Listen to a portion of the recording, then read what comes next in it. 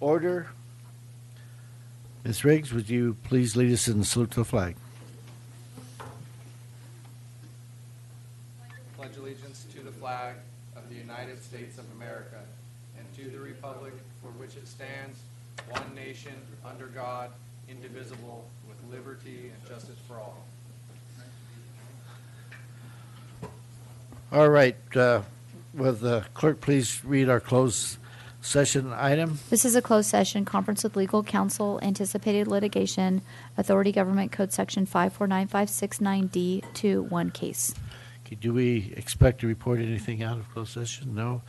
All right. We're going to go to closed session, and we'll reconvene the meeting at 5:30 p.m. Thank you. This is meeting of February 13th. We're returning from closed session, have nothing to report. Will the clerk please read our 5:30 item? So we're reconvening as the joint meeting with the Marijuana Working Group, and the first item is presentation by marijuana consultant SCI for funding options for commercial marijuana. All right. It's all yours.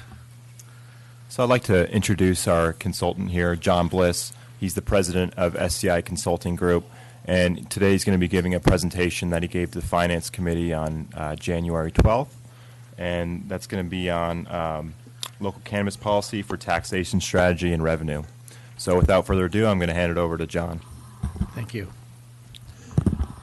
Good evening. How's that? Good evening, members of the Marijuana Working Group. My name is John Bliss. I'm with SCI Consulting Group.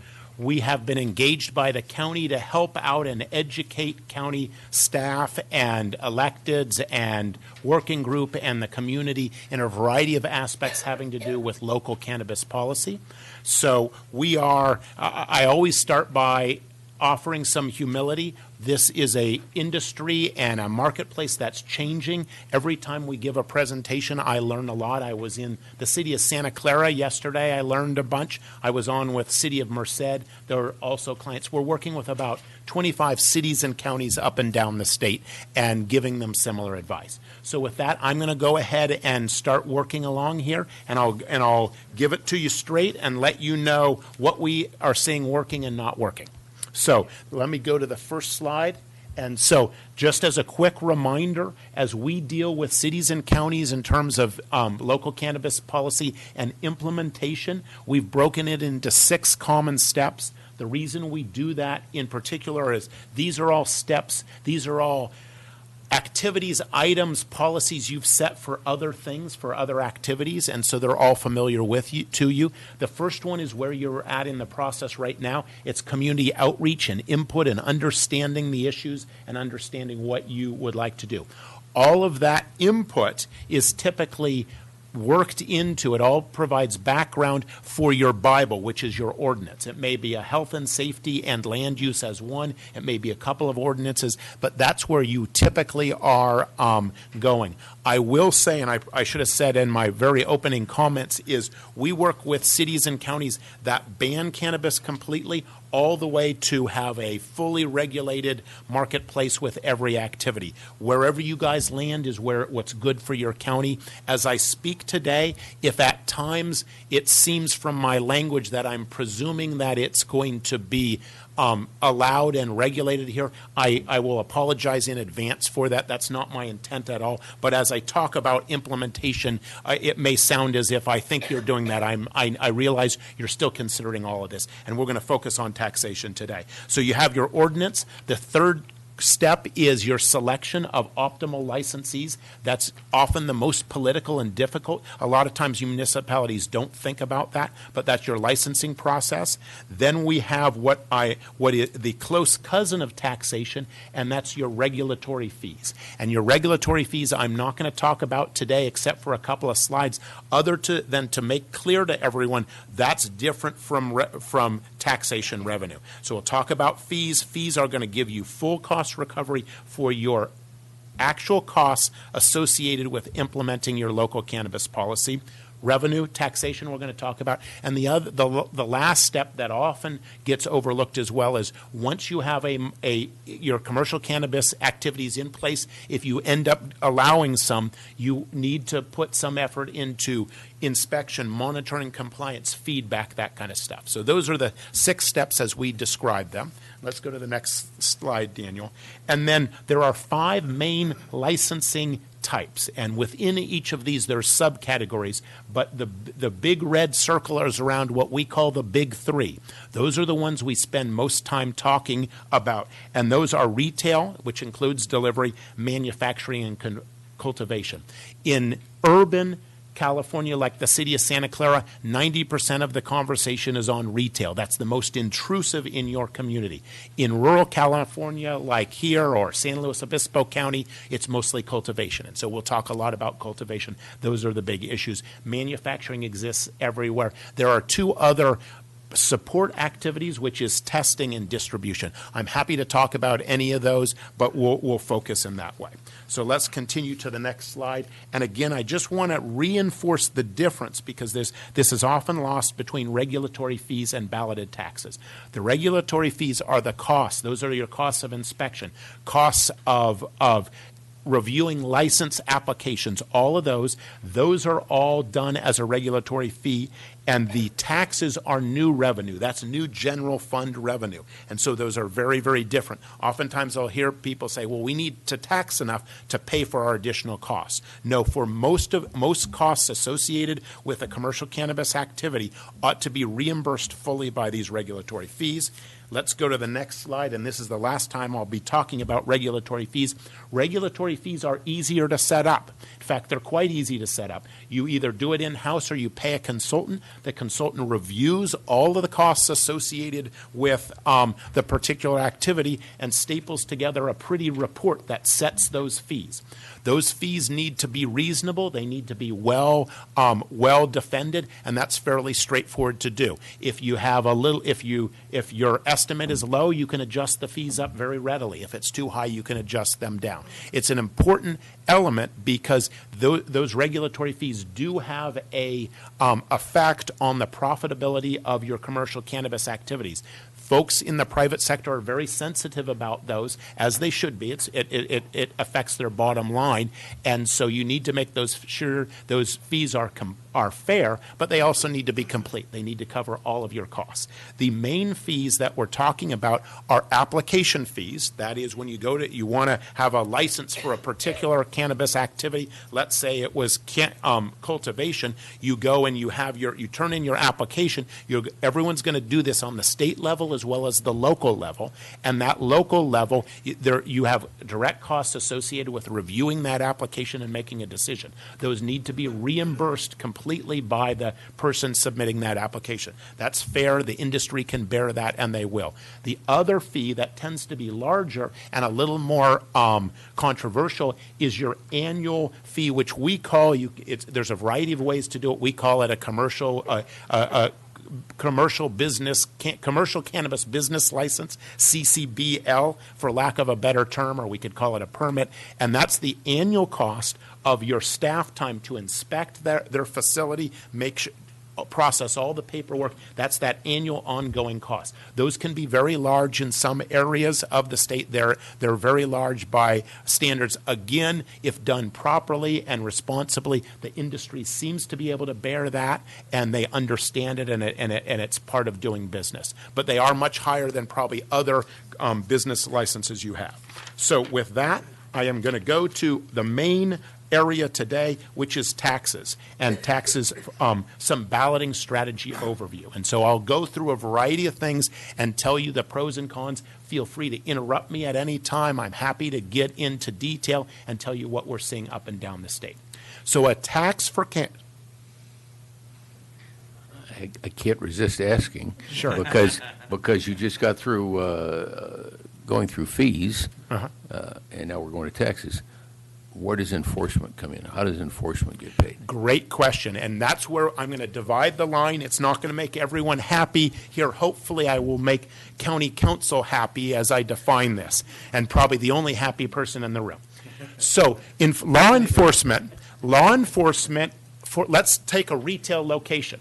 So, if there's an increased resource drain on police associated with that retail location. There's loitering issues. There may be crime associated.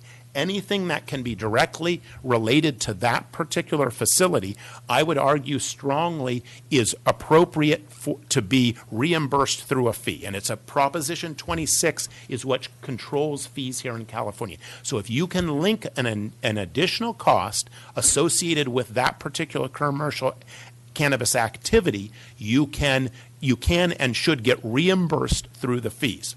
What you cannot do, and this is not always popular, but I think this is the advice that I've heard again and again, is you can't charge the legal cannabis businesses for enforcement of a legal operation. So across the county, we've got an illegal retail. The costs of enforcement and police activity associated with that is cannot be borne by the regulatory fee on the legal industry. Yesterday, when I was in Santa Clara, I sat with a couple police officers in Santa Clara for about a half an hour, and we talked about some issues, and they had been in touch with San Jose. San Jose was one of the leaders, and they've had commercial cannabis activity for quite a long time. And these police officers were telling me that, gee, the real cost, the big cost in San Jose is actually enforcement of the illegal operations, and that can't be borne as part of that. So I asked the $64,000 question, which is, did they see an increase or decrease or about the same in illegal operations now that they have legal? And they wouldn't give me an answer. I wish they did. I would share it with you. But that's the $64,000 question. I'm skeptical that there is a change, but maybe I'm wrong. Yes, sir. Okay, so let's go back, because my mind was asleep somewhere or I missed it. You talked about business licenses. I didn't really understand the difference between a regulatory fee and a business license. Great. And let me clarify that. I apologize for that. A regulatory fee is what you charge to a commercial cannabis business.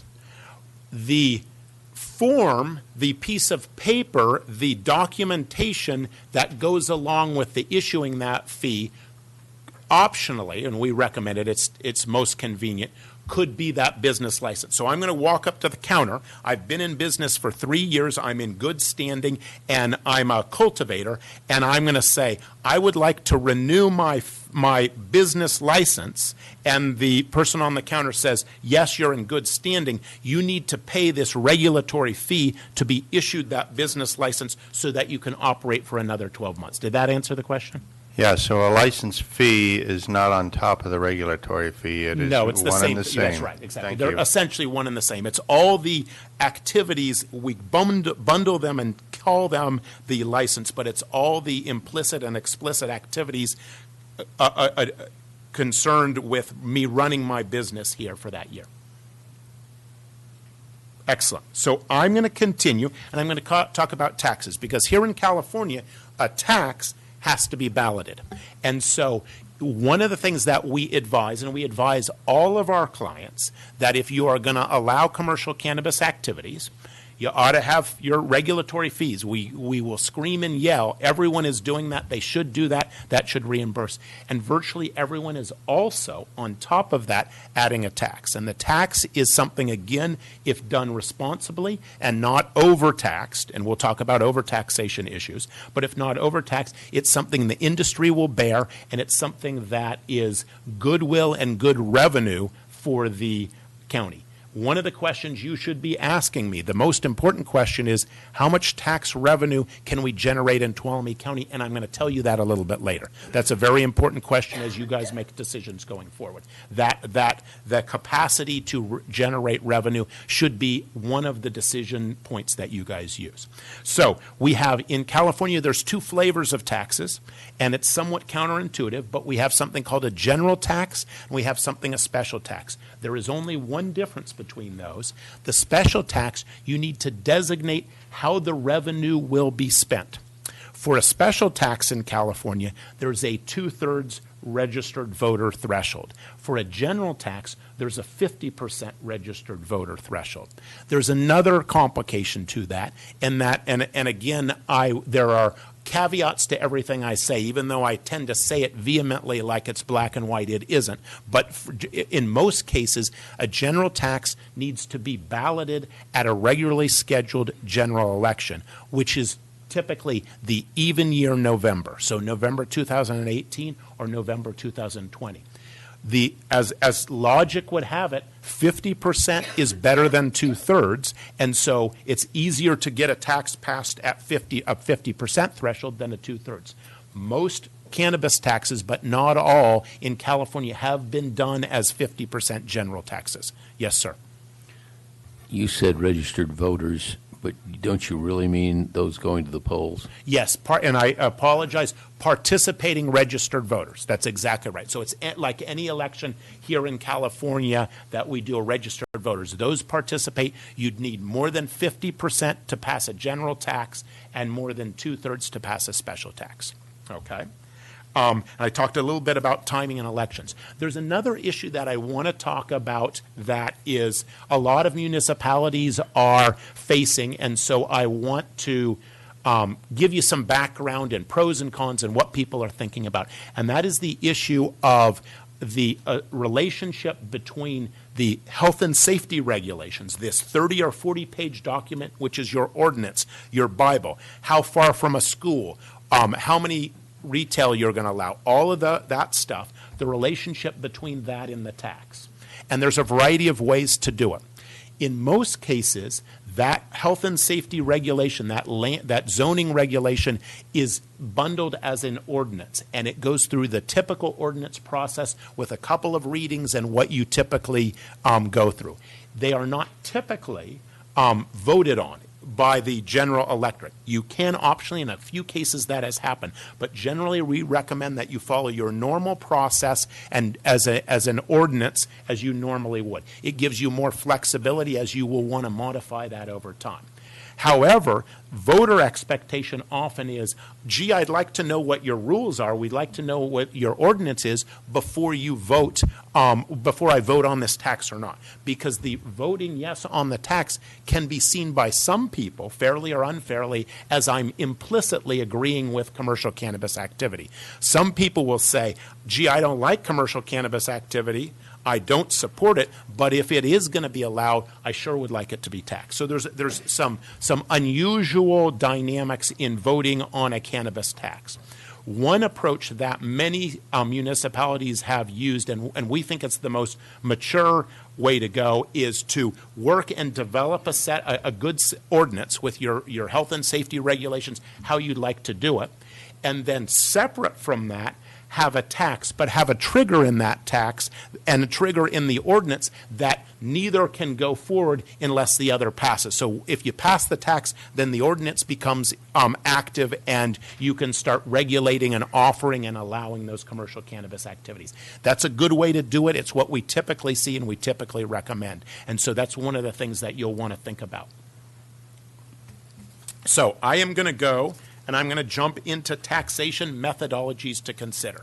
And I'm going to get a little wonky here. We're going to talk a little bit about some best strategies and best practices for taxation. And then we're going to have some big picture balloting strategies. But I want to kind of look at it, and I'm going to start with cultivation, because that cultivation is probably one of the primary activities you'd have here in Tuolumne County. And so we like to put taxes on cultivation, and there's a couple of ways we can do that. And taxes for cannabis in California, so remember, let me even take a step back so you can kind of understand taxation in a bigger picture. We recommend to all our municipal counties that they put in place taxation on all of the 5 activities.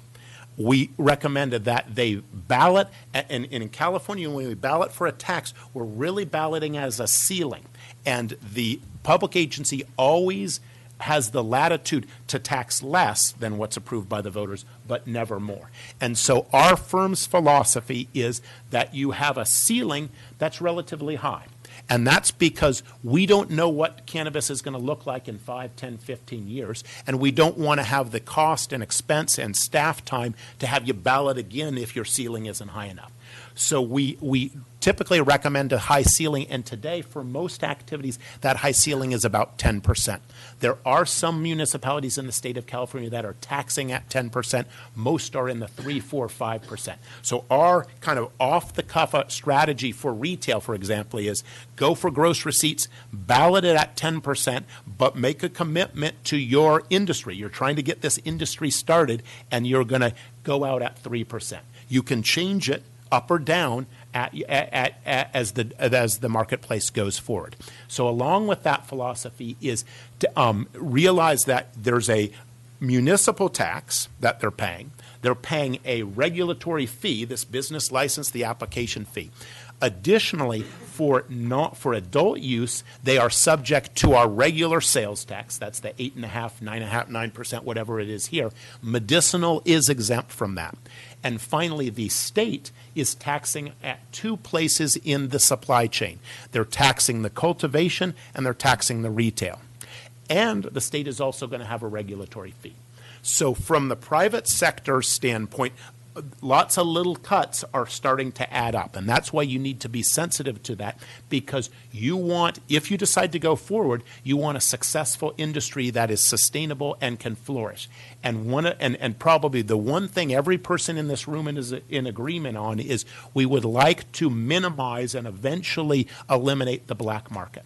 And so the competition of the private sector is minimizing and eliminating that black market. So there is price sensitivity in the black market, particularly amongst males 30 and younger. For a 55-year-old person like me, I would only buy legally because I don't want the risk of arrest or something like that. But there are young people that are interested in purchasing cannabis, and they are price sensitive. They would take the risk of buying illegally from a black market rather than going to a licensed retail. We want to encourage them to be moved to the legal, regulated, safe, well-tested marketplace. And so we need to be sensitive in terms of the taxation levels. And so you have the upward pressure. We'd like to tax a lot to give a lot of revenue to the county, but we have that downward pressure that the legal businesses are competing with the black market.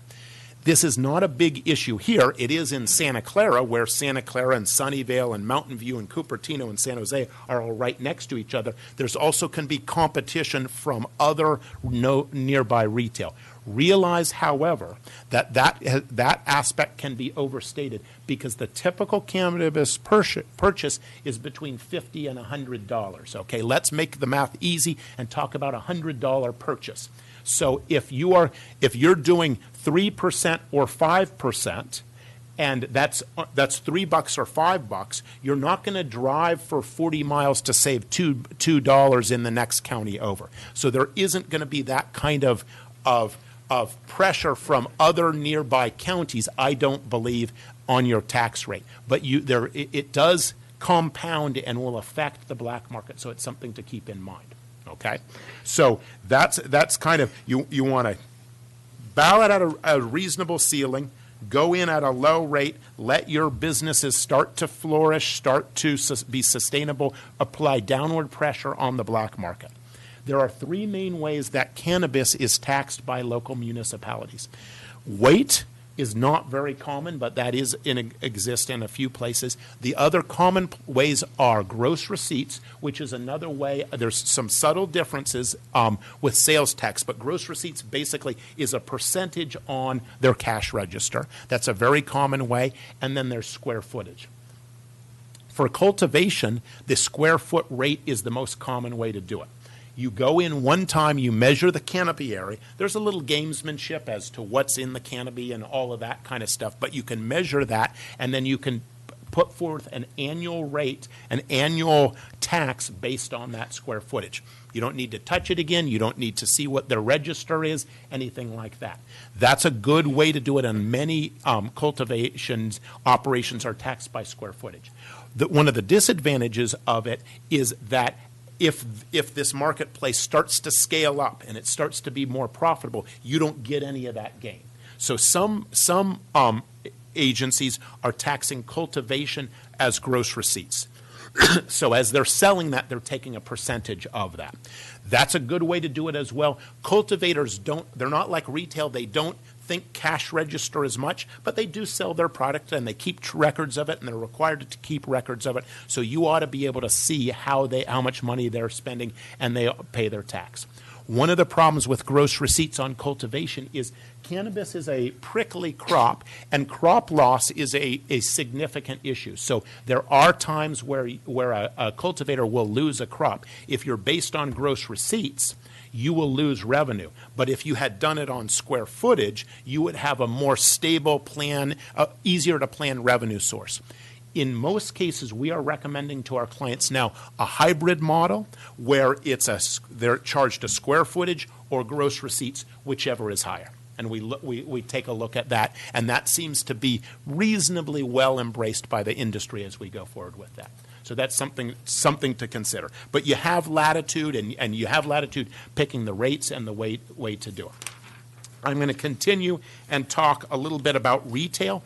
Because retail is so cash register point of sale driven, almost every city and county now that's taxing retail is doing it as a gross receipts. Again, our rule of thumb is you vote in a ceiling of 7% or 10%, start them out at 3%. There's a couple of cities in the Central Valley, Ileton and Rio Vista, are now offering a 1% tax on retail to try to get retail people in. Those two are very isolated cities. I don't know how well that will work.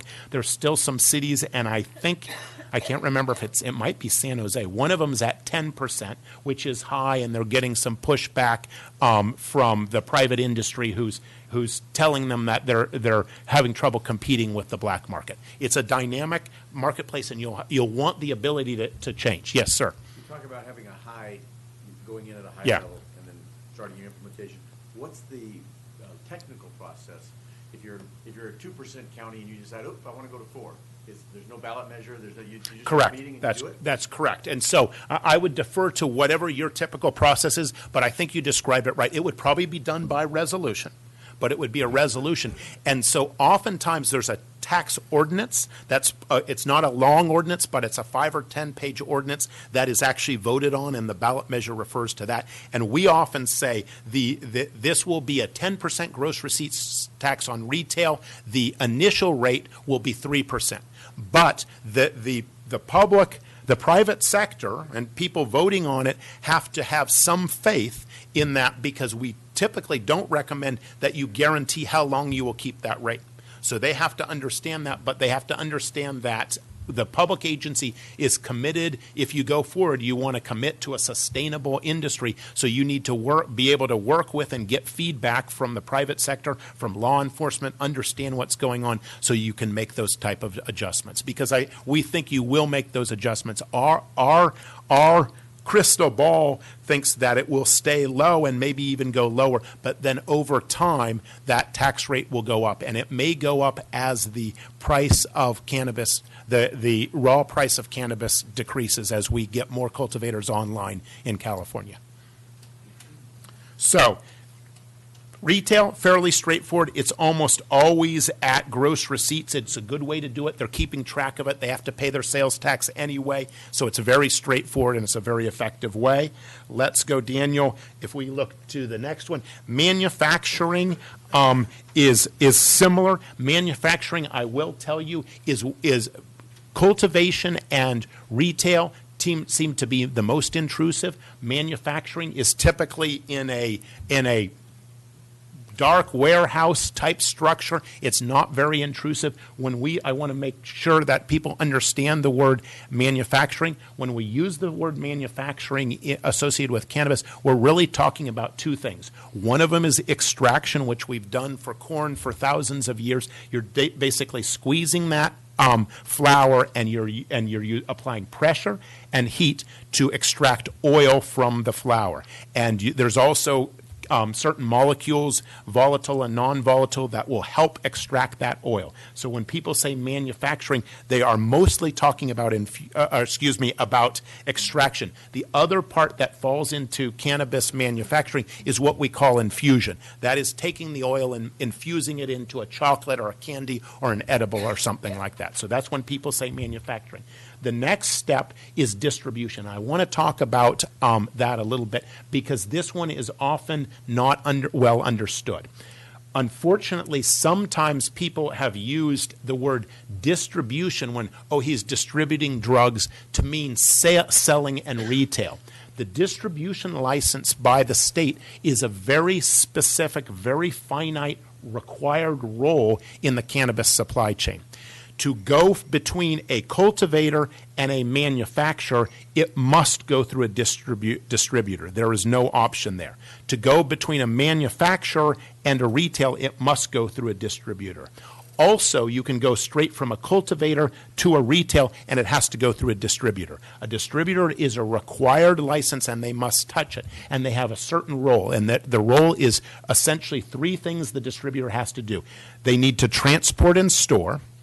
They need to test. So the testing, they're responsible for sending it over to that testing lab, getting it back, making sure it's labeled and tested, and they're also responsible for collecting the taxes. Okay? So the distributor, some people use retail and distribution interchangeably. They are not. In this case, distribution is a very specific role. The original thought was that we were going to get these big warehouses all over the state in this distribution. That's probably not going to happen because the rule has changed that a cultivator, a manufacturer, or a retail can also be a distributor. So the cultivator will probably also get a retail license, and then they can sell it, and as part of their role as the distributor, they'd pay the taxes, do the testing, all of that kind of stuff. So you're not going to get this big distribution, these distribution Walmart-type hubs that people originally thought. So I just want people to be aware of that. The testing labs look like testing labs. There's a theory that we don't have enough of them, but in any area, metropolitan area, the Bay Area, there's probably 10 of them right now. You go in, they have microscopes, they wear white coats, the product is tested there and labeled. It's fairly straightforward. It's not even though I said we usually recommend a tax on all 5, sometimes we don't tax the testing lab. It's not a particular generator of revenue, and sometimes our clients decide not to put any tax on it. But it's an important part to make sure that the product is tested and safe here in Tuolumne County. So I am going to skip over, Daniel, the next 3 or 4 slides. These are available until we get to this 2017 California. In fact, I'm going to skip over the next 4 or 5 pages. For those of you that have the handout, they're just examples, and so you can refer to them. You can always talk to us, but we wanted to give you some examples. Generally speaking, I gave you an overview, and if you wouldn't mind, Daniel, I would like to go to the slide that says taxes, revenue generation, rural California. So this slide, and I don't want to get too beat up on this one because it's accurate, but it's not precise. These are some models our firm has developed, and we're always looking at them, to give agencies, public agencies, a sense of scale as to how much revenue can be generated. So these are not precise numbers, but they give you an idea of what is reasonable in terms of generation, in terms of revenue here in Tuolumne County. It's a dynamic marketplace, and so we don't really know what these numbers are, but I'm going to walk you through a couple of models. Usually when people see this, I am the buzzkill. I'm a terrible salesman because our firm is conservative. We think there's less revenue, less excitement about that revenue accordingly than some people were originally led to believe. We think there's lots of reasons you guys should consider banning commercial cannabis activities. We think there's lots of reasons you should consider allowing it. Tax revenue is one of them. It may not be even the primary one. It's something you should consider, but it is not likely going to change your financial situation here in the county. It's some nice revenue, but it's not a deal changer. The first SCI rule of thumb number 1 is we essentially take the population and we multiply it by between 10 and 20. In this case, I multiplied it by 20, and that's a crude rule of thumb of how much annual revenue you would generate off of tax revenue. So that's $1 million a year. Not a small chunk of change, but it doesn't change your financial situation largely. The second rule of thumb, and both of these are empirical, looking at cities and counties up and down the state, is we take your annual budget, which I had, and don't beat me up on this, but is generally in the 150 range, and we take about 1% of that, and so we got about 1.5. So those numbers seem to agree, 1 to 1.5, those seem to agree. I also wanted to give you a sense of what we're seeing in terms of revenue generation out of different types of locations. And on the next slide, I give retail as an example. The $1.8 million revenue generation for a retail location is a good average statewide. That number's pretty fresh, and I found that in the last couple of months. However, you can imagine that a retail location in Oakland or Los Altos Hills or Modesto or Sonora, Tuolumne County will be very different. So that 1.8 is just an average. And so if you did a 3% gross receipts, you would be collecting 50 grand, a little more than 50 grand in annual revenue from that one location, just to kind of give you an idea. The other thing we did, just again, so you guys could get your arms around it, we looked at a cultivation, and this is a 1 acre outdoor grow, and one of the things you'll be considering is indoor grow, outdoor grow, or what we call mixed light, which means is a fancy way of saying greenhouse. And this is for an outdoor grow, 1 acre. That's a pretty good size grow, 1.5 million of gross revenue, and again, it's about $45,000 in tax revenue if we did the 3% gross. So just to give you an idea, so you can kind of see, to get to $1 million a year, you might have 2-3 retail locations and 15-20 cultivators, something in that area. Yes, sir. In these examples that you're talking about here, what's the balance between the tax revenue and the fees that are ongoing? Great. So, I should have brought that. So let me give you an example. So they're surprisingly fairly similar. In Oakland, California, the annual regulatory fee for a retail location is $60,000 a year. We think that's high, but I'm glad you didn't blink, because sometimes when people mention that, they say, well, that's crazy, but it really isn't. And so we've seen for retail, an annual retail, we've seen from $5,000 to $60,000, 10 to 20. A lot of our clients are $10,000 to $20,000 a year to buy that business license, that annual business license, and cultivator would be about the same, something like that. So there's for a person in business. Yeah. Half of the money going to the government is going to be, or to the county, will be going in the form of a tax, and half of the money would be going in form right. of I agree with that. Yeah, just generally, in this model, it's a little more tax and a little less fee, because I think you would probably land between $10,000 and $20,000 a year for that retail location. So the fee is going to be a little bit less than the tax, probably in Tuolumne County, but generally what you said is about right. Something like that. It's about half fee, a good chunk of fee, a good chunk of tax, something like that. Sure. You use the population base of 54,000.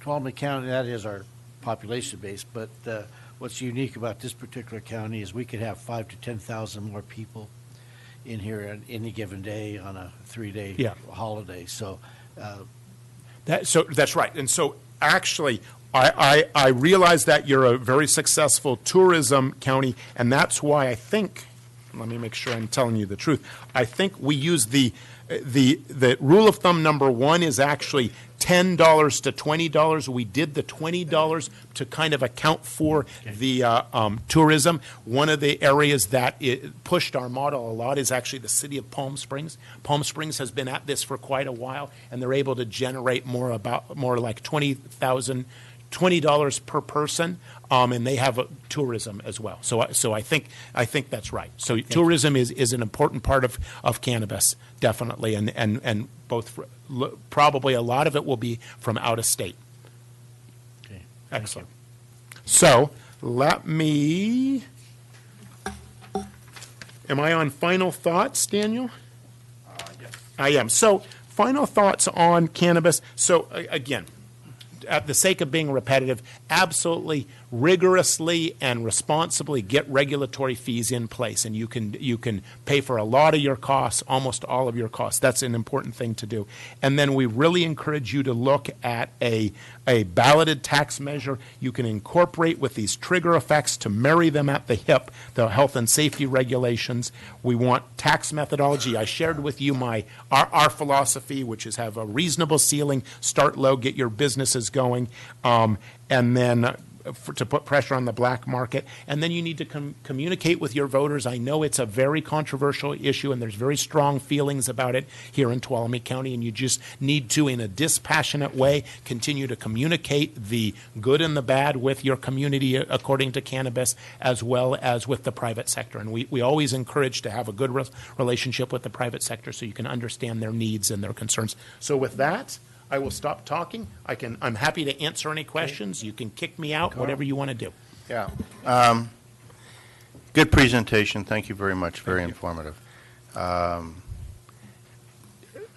done a lot of talking to a lot of different jurisdictions, okay, and I haven't found anyone that says that they got it right in terms of recouping all of their costs. Now, it's hard when you talk to people to pin them down on where it is that they failed to do the proper planning or whatever to recoup all those costs. Or in some cases, they're talking on the enforcement side, as opposed to, but they're also using sales tax as a vehicle to get to that enforcement issue too. Great.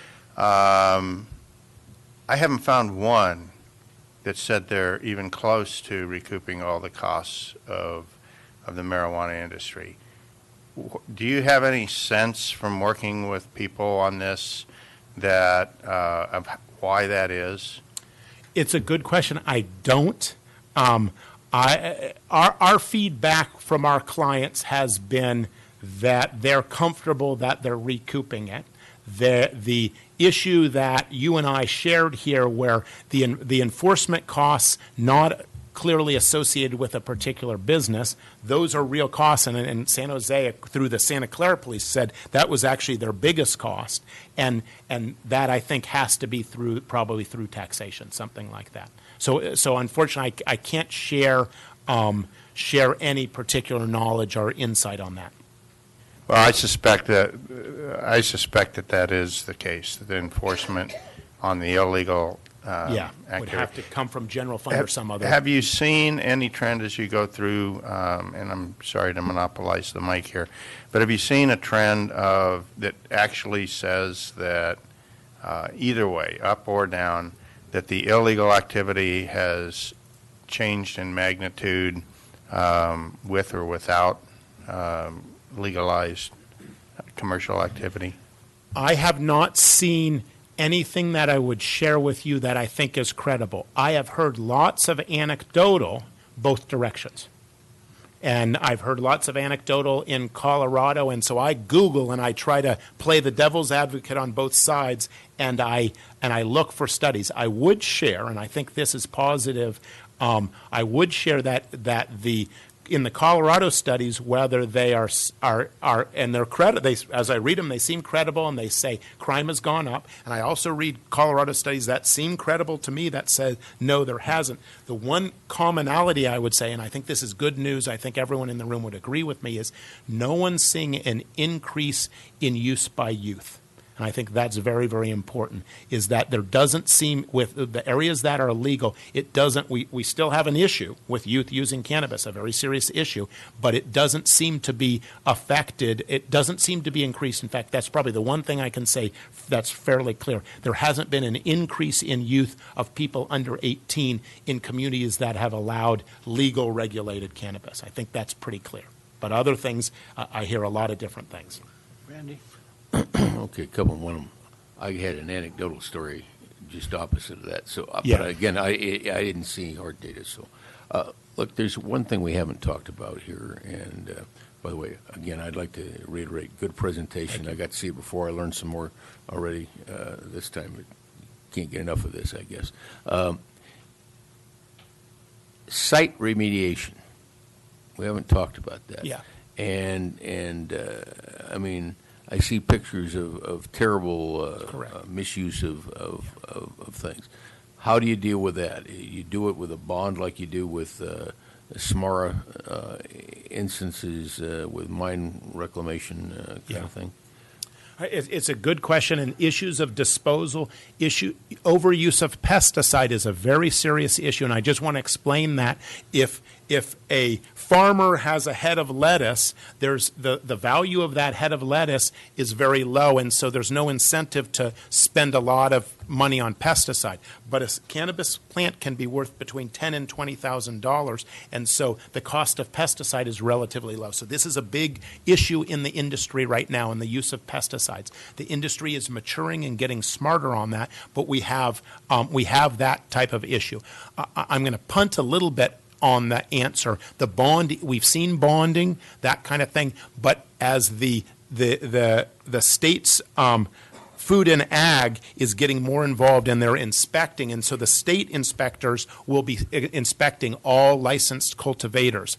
I don't know when, how effective, but it's mostly going to be done through ag commissioners, so, which I like to hear because they're on the ground. Is there one right behind me? They may not want to hear that. So I apologize in advance. I don't know if you've been approached by the state, but the state has a pilot project right now working with a number of ag commissioners to address this very serious issue. It is a serious issue. I guess I would punt and just say I believe it will be addressed over time just like any other commercial crop. We still will have there'll still be illegal grows, and there will probably be issues with disposal and site remediation and pesticides and fertilizers, those type of issues. But as we move from a illegal marketplace, knock on wood, towards a legal and regulated marketplace, that will be one of the advantages. One of the reasons why I asked that question is the Colorado people I talked to, some of them got a few surprises, and they start dealing with hazmat conditions, and that's a problem.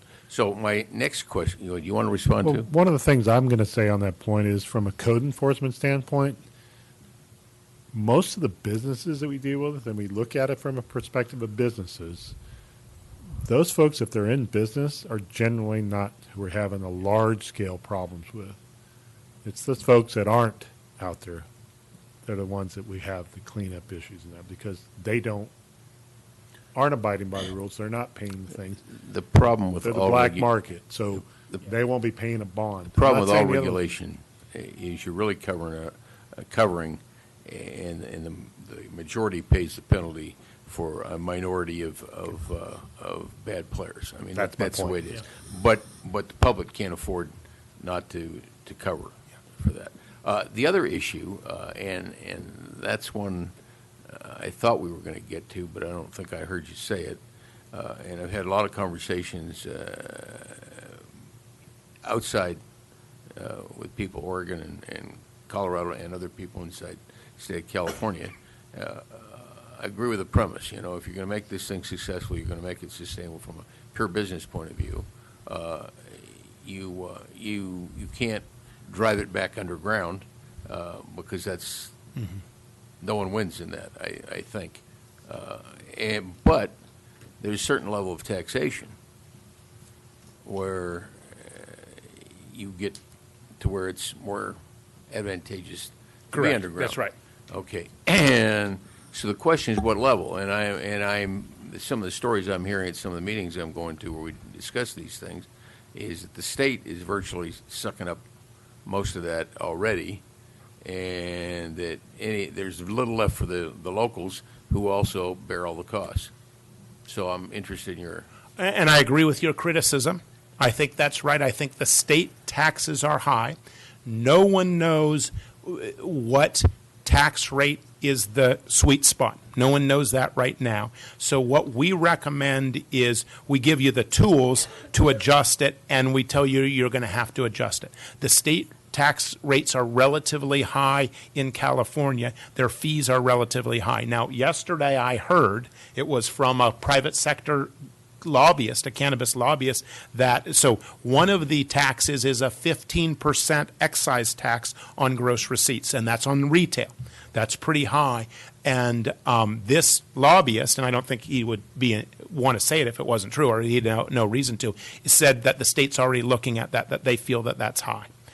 But the bottom line is you need the flexibility to be able to tax. And I want to make something clear, and the private sector people may not like to hear this, but what we would recommend, what we typically recommend is we're going to put a tax, a small tax on every step. So imagine the cannabis grower, I want to tax them. It goes from the grower to a distributor. I want to tax that distributor. It goes back to the manufacturer. I want to put a tax there. It goes back to the distributor. I want to put a tax there, and then tax it at the retail. So if we did 1 or 2 or 3%, you can see that's going to start to add up. Our firm is very concerned about that. We're sensitive to that may sum to too high, but we don't have a solution because we think every municipality needs a structure in place to allow them to tax at every step, because they don't know what businesses will flourish in their community. So let's say we said we're not going to tax cultivation, and then they had a lot of cultivators. So you have to have the tool in place to put that tax in place, but you also have to have the discretion and the judgment and the willingness to take a look at it and work with your local industry to make sure they're not too high. But we want to put a tax on all 5 steps. No, and I understand. Yeah. My concern, though, is with the state, if you will, taking the Yeah. lion's share of this, there's not sufficient room for Yes. for the locals to cover their costs. I think that, again, I agree with you. I think the state their tax rate is too high. I would like to see much more capacity on the local level. I would like to see, but I'm sensitive to, and I agree with what you guys have said, and your finding is that the taxation is that regulatory fee. It's not going to pay for everything. It's not going to pay for that illegal enforcement, but it ought to pay for if it's set up properly and adjusted. It ought to be virtually full cost recovery. Then the tax, a portion of that is going to go towards your illegal enforcement. I would respectfully suggest that perhaps that illegal enforcement you're already paying today. It's existing today. And so that's already a cost that you have. And so if that's true, if the illegal activity goes up with the legal activity, then what I'm saying is not right. I think that those two are interrelated in a different way. In fact, over time, I believe the illegal activity should go down, and you're left with just your legal activity, and you're generating tax on that. So I think that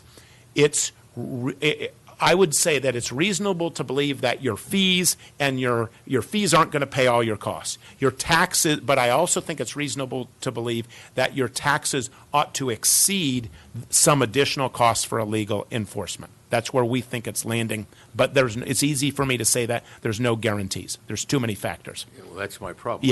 Yeah. I don't know where that is, and the indications I'm getting is those costs tend to be greater. To some degree, I will agree with you that we have some of that enforcement already. Yeah. Bearing that cost. Yeah. Just concerned where we go from there and how long it's going to take to settle out. What's your guess on that? It's funny because I recently was looking at my grandfather was an FBI agent in Los Angeles, and then he worked for the BOE.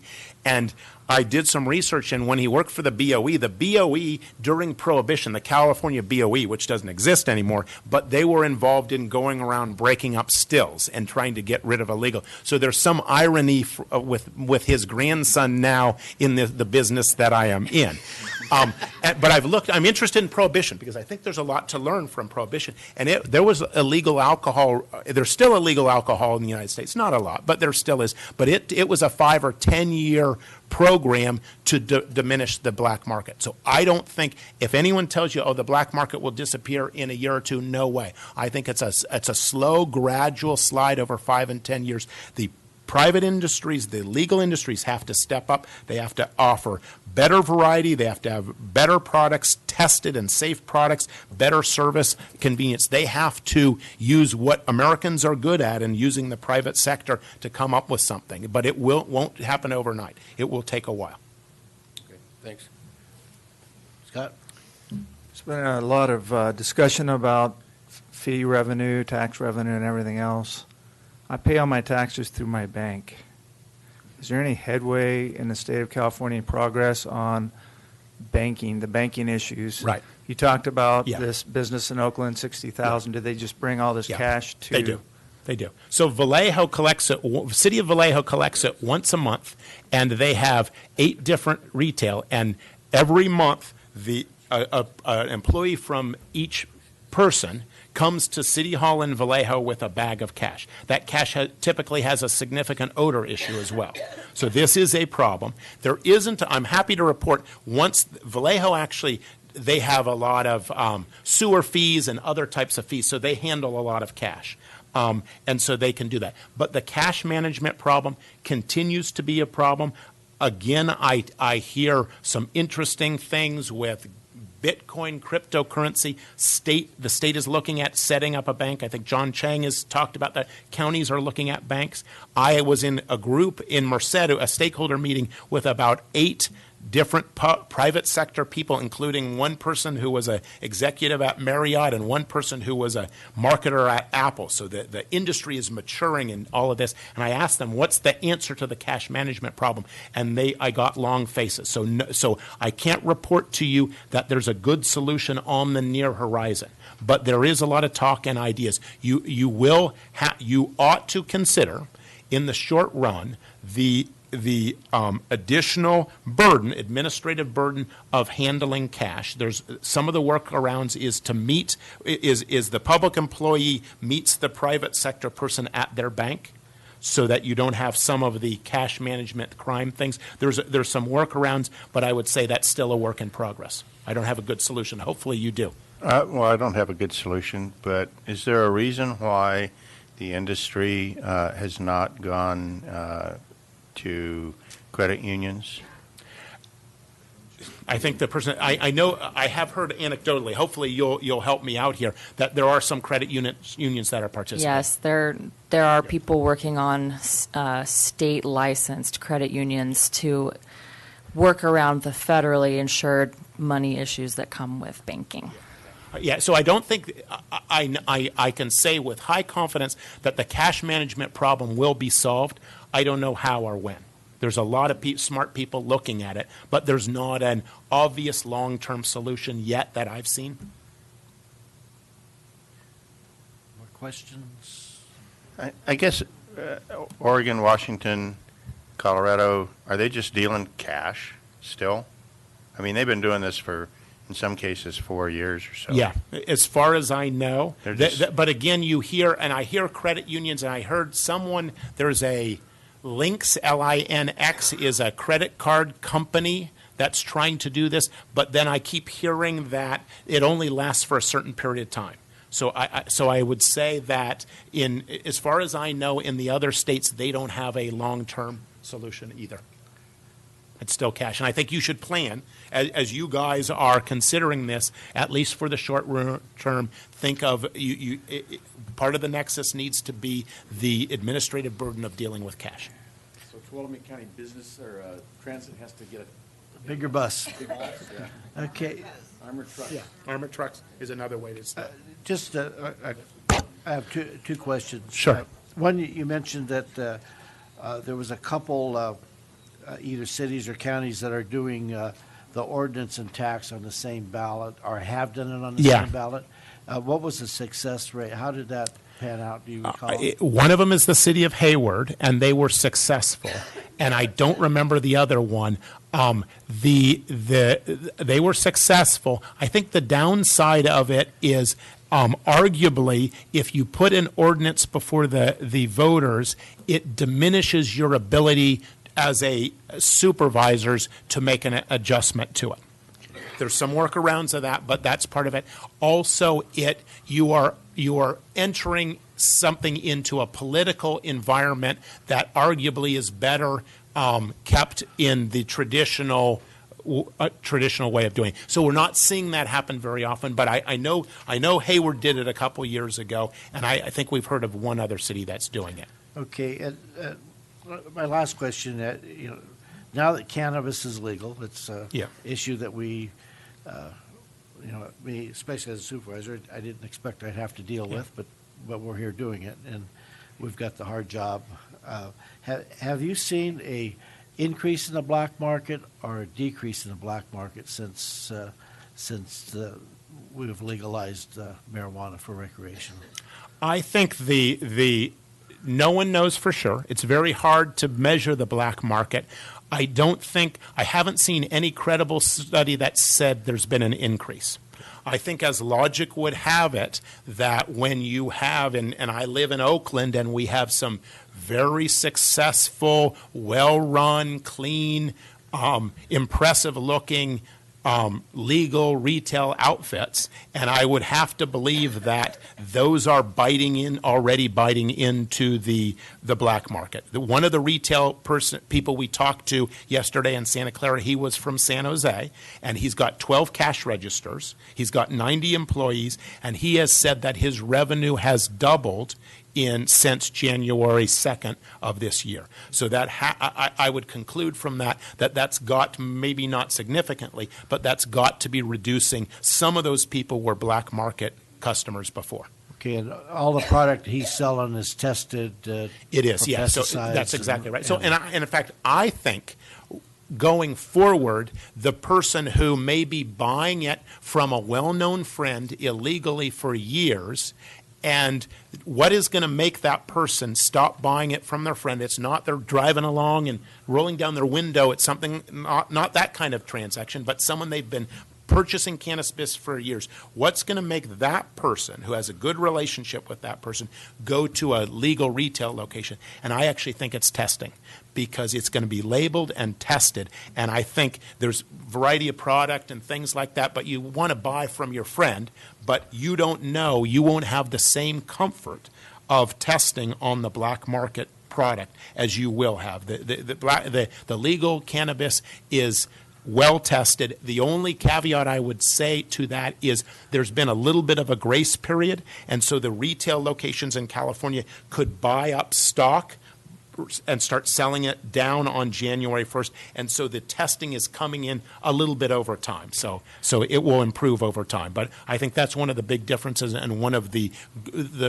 benefits of having a well-regulated, safe commercial market. All right, thank you. And Berkeley is going to be a sanctuary marijuana city. I understand. I heard that today as well. We're in Berkeley. I'm in Oakland all the time, so they're in Berkeley, and they have been a leader, whether you support it or not, they've been a leader in legalized cannabis. All right, thank you. Are there any other questions from up top here? All right, so I'm going to open it up for public comment and questions, and we'll stick. If you wish to speak or ask a question, you have to stick to the subject. Presentations by marijuana consultants. So questions for the consultant. But, excuse me, you have to come to the podium to speak. John, are you going to set a time limit? 2 minutes. Thank you for your presentation. I understood a lot of it, and I appreciate that. But way back, in the beginning, you made a comment, and I wasn't able to get the whole thing. It was something about if you put a tax on the ballot, or something on the ballot about taxing, and then it passes in the county. What about the cultivation if it hasn't been decided to allow cultivation yet? Did you refer anything to that, or did I misunderstand that? Yeah, and I apologize in advance. I didn't explain that as clearly as I should. And so the way I would look at it is there's a couple of efforts that the county may consider, and one of them is what activities should we allow and how should we allow it? What are the rules of the game? And that's manifested in a document called an ordinance that these folks, the supervisors, may or may not approve through a series of meetings. Separate from that is a tax measure that can generate revenue based on the allowed activities. Right. But there's some good thought and nuance in the relationship between those two. But I think we all would agree on the results and how the language is structured. That is, if you allow cultivation, you ought to tax it, and you shouldn't allow it until you have a tax in place, so that they're kind of married at the hip. That's one philosophy, one way to do it. Because voters may say, you know what, I don't support it, but if it's going to happen, I sure would like to tax it. So they don't want it to be allowed without a taxation. But at the same point, people will say, well, we want to know what we're going to tax. What are the rules before we'll vote yes? And I look like I might have confused you more, and I apologize. No, but it's just no. kind of a relationship No. between those two. I got it. Okay. Thank you. Anyone else?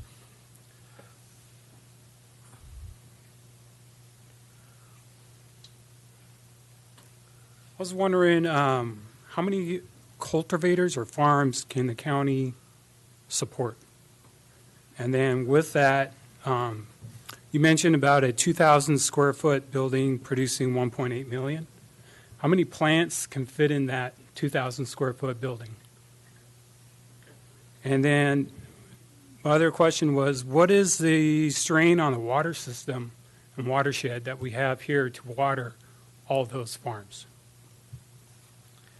So I'm going to start in the reverse order and stay up there because I want to make sure I get all three. I can't comment on the water supply for the cultivation. You'd have to talk to someone that's familiar with the water supply and agriculture here. Now I'm going to skip to the first one, is how many farms can be supported by a particular area. Again, I can't comment on that. I don't know enough about the agricultural capacity here. I would comment that typically public agencies that allow cultivation do it by zone. So they allow, they look at certain agricultural zones that may be appropriate for this, and then they will issue licenses as appropriate. But I know they would consider all of those. And then I think you had a question on the estimate for the size of retail. How many plants can fit in a 2,000 square foot building? So I would answer by this.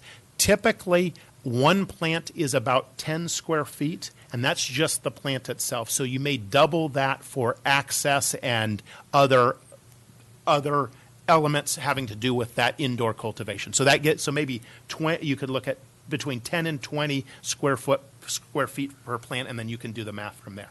Okay. For the board, there's an article in Scientific American that says there was over 50,000 small pot farms back in 2015.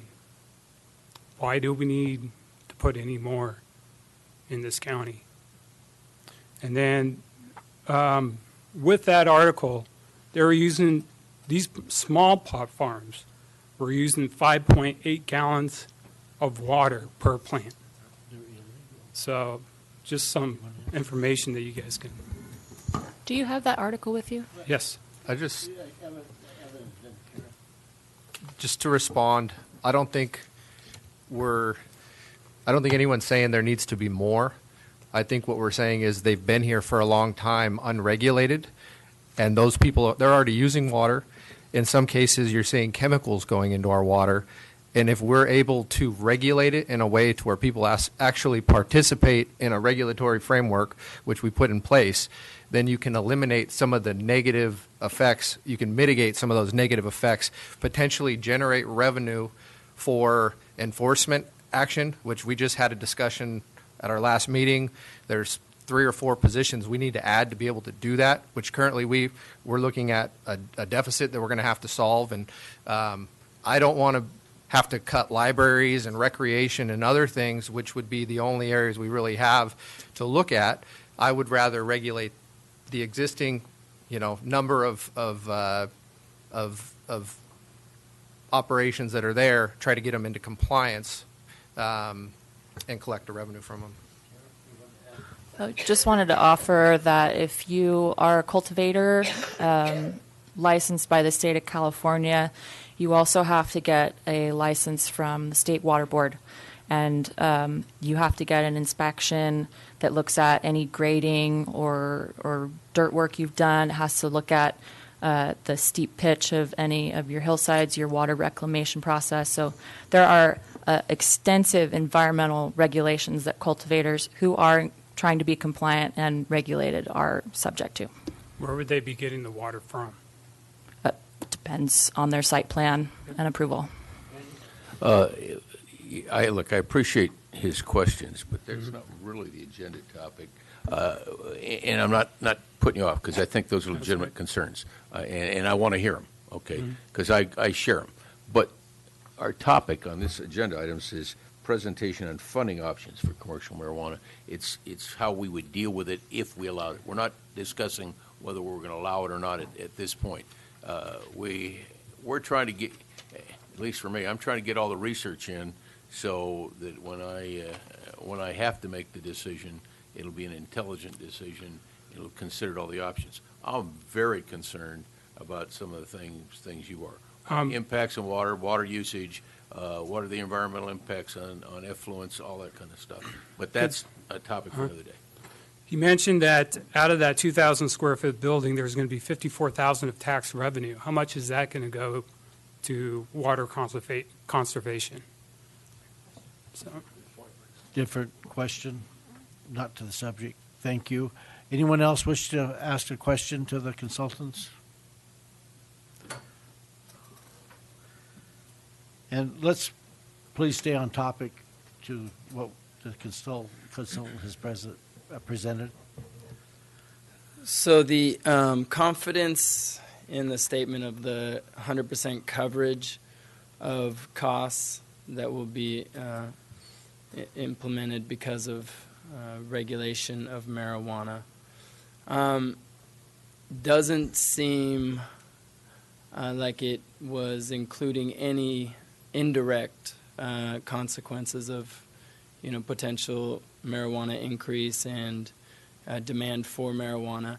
So do you have any associations with indirect costs, or is all of that being deferred to illegal use of marijuana?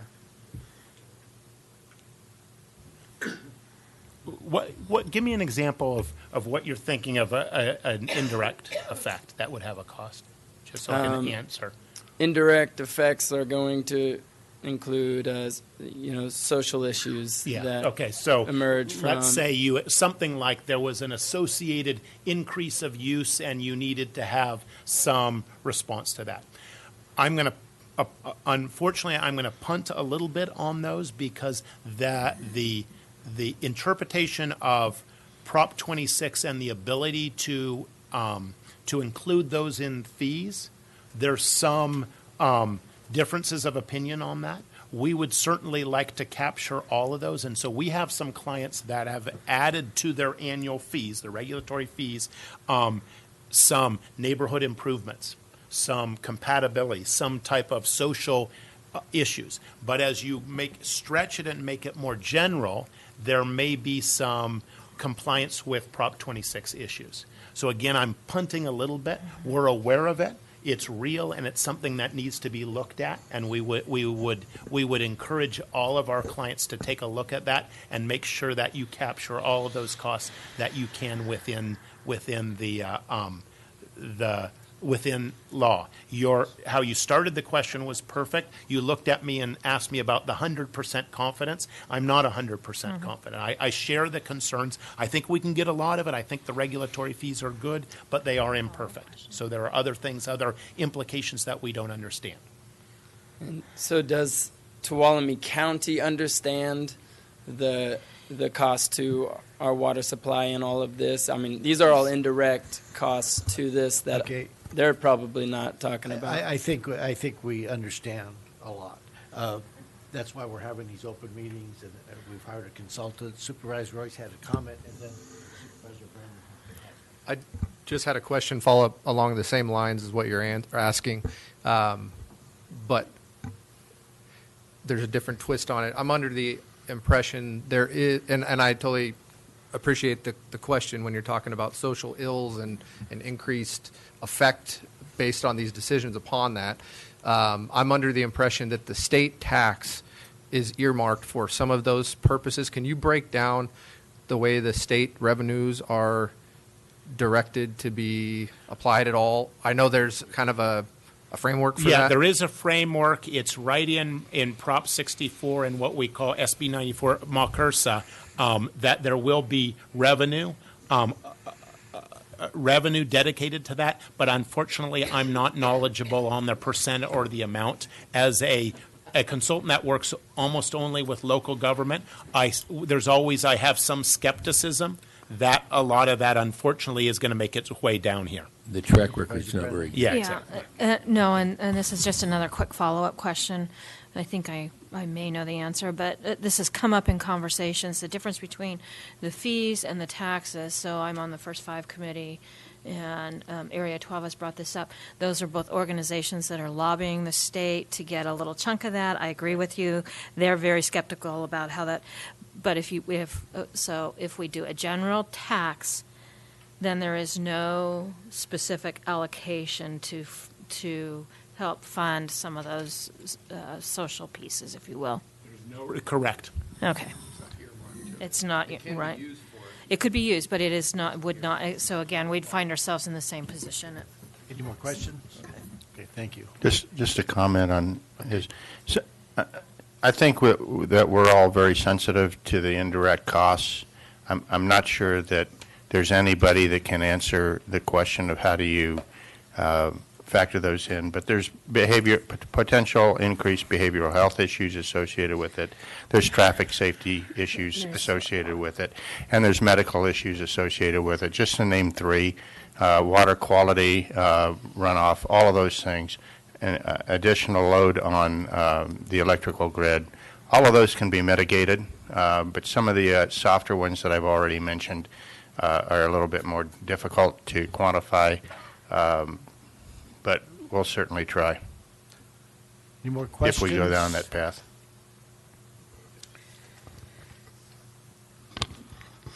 Just question and a statement. No. We're here to stay on subject, not a statement. A question to the consultant. The subject is to talk about the presentation. It's not a forum for statements. It's ask the question to the consultant. He will give you the answer. Yes, sir. Thank you. I was concerned that the way you stated it, it sounded like if we put it on the ballot with a double issue, that if one of them will trigger the other one. In other words, if we say that, do you want to tax marijuana? If the people say yes, that would trigger the acceptance of the regulations for marijuana. And that's what people are concerned about, that it's going to be, okay, well, we're going to vote on this, but of course we want to tax it if it's going to be accepted. But accepting the tax doesn't automatically trigger that it's going to be accepted, and that's where the issue comes in. So I'll cover that one for you, because it's pretty straightforward. If you look at the next item, we're going to be discussing that very issue. And one does not preclude the other. If they decide to put a ballot measure on whatever period of time, if you wait for the next item, you'll be able to hear that. That does not preclude whether they have the approval to allow the commercialization of cannabis. They're separate. The board will make a decision what they want to regulate on cannabis, and if they decide to put a tax measure on there, the public will decide whether that measure is passed or So not. basically, both of them would have to be voted in before either one of them could be in position? That's an option. That's what we're going to be discussing on the next. Yeah, because that's where the confusion comes in. A lot of people are going to, they're not going to know what you mean by that. If you wait for the next item, they're going to be making some decisions Okay. on that. Any more questions? Seeing none, will the clerk please read item number 2? Consideration of placing a tax measure on either the June 5th, 2018 or the November 6th, 2018 ballot related to commercial marijuana and endorsing an approach of adopting a regulatory ordinance that is tied to the tax measure. Okay. Mr. Chairman, members of the board and the working group, the item before you today is the consideration of placing a tax measure on the 2018 ballot. The Board of Supervisors, the Marijuana Working Group, have acknowledged the significant connection between the potential commercial cannabis activity and the local tax of those activity, and expressed the need for that discussion. Should any cannabis activities be allowed and be approved by the county? There are three very different important decisions that the board need to consider, and I'll go over all three of those. In the memo, you see that the timing of the tax measure. The next tax opportunities to place a measure on the ballot are June 5th and November 6th. The consideration and the deadlines for those are for the June 6th one is March 9th for us to prepare it and to have council and everybody get those measures ready. And for the November 6th deadline is August 10th. These options were discussed at the January 12th Finance Committee. The committee voted and recommended against trying to put a measure on the June 5th ballot due to timing, staffing measures, and a lot of other issues. And I'll be happy to discuss this if you have any other questions about those. The focus was on the June 6th ballot and trying to make those. The committee also did not feel there was adequate time for the staff to make it a good faith effort and give the board a good measure. So that's the timing. Second item that is extremely important to discuss is the general tax versus the special tax. We had some discussion about that, and I'll cover a few more items about it. The board has the option to pursue either a general tax or a special tax. The general tax can be used to support any general government services and has approval rating of 50% plus 1 from the registered participating voters. A special tax can only be served for the specific purposes that are on the measure, and it requires a 2/3 or 66+% of the participating registered voters. The Finance Committee did not vote on this matter, but indicated the preference to pursue a general tax. That's item number 2. Item number 3, just what the gentleman previously was discussing and was concerned about. In discussions of a potential tax measure on commercial cannabis activities, 2 approaches have been discussed. Asking voters to simply approve a tax measure that would only be implemented if the board were ultimately to decide or approve regulatory ordinances to allow some type of yet-to-be-determined commercial activities. Or, alternatively, having the board first adopt regulatory ordinances setting forth what the board, Tuolumne County, would be willing to allow in the way of commercial activities, but tying directly the implementation of any ordinances to the approval of a tax measure. The matter was not discussed in full detail with the committee. However, staff recommends to this board to endorse pursuing the second option, approving only a regulatory ordinance that they are comfortable with and directly tying it to any tax measures in the passage of those. No tax measure, no ordinances, no commercial activities. This gives the voters a clear opportunity to pursue and understand seeing those regulatories. We're also not recommending that you put that ordinance to the voters. As John had mentioned before from SCI, that takes away options for this board to be allowed to make those changes to those regulations in a fashion that you don't have to time it with a tax measure, and they're very costly to do that. Obviously, all this would be a moot point if this board decides not to pursue any commercial activities. Recommendation to this board to direct staff to focus on the development of the tax measure for commercial cannabis activities be placed on the June 6, 2018 ballot. Did I say November? I'm sorry. November 6th. It's further recommended that the board endorse the approval of the secondary item approving the adopting of regulatory ordinances, setting forth what is willing to do prior to any measure being put forth, and allowing staff the time to develop those ordinances and directly tying the implementation to any tax measure to those regulations. No tax approval, no commercial activities. Be happy to answer any questions and have hopefully to have the board direct staff. All right. Questions? Yeah, I got one. So if I understand it right, and we want to do a general tax, we can't do a general tax in June anyway, right? Well, there's some question about that, and I'll let legal counsel talk about it, but there is concern about that would not qualify for the Okay. general tax. And if we didn't put a ballot measure on November, at the earliest that we could put a ballot measure on subsequent to November of 2018 would be November of 2020. That's correct. That's what I Okay. understand. Thank you.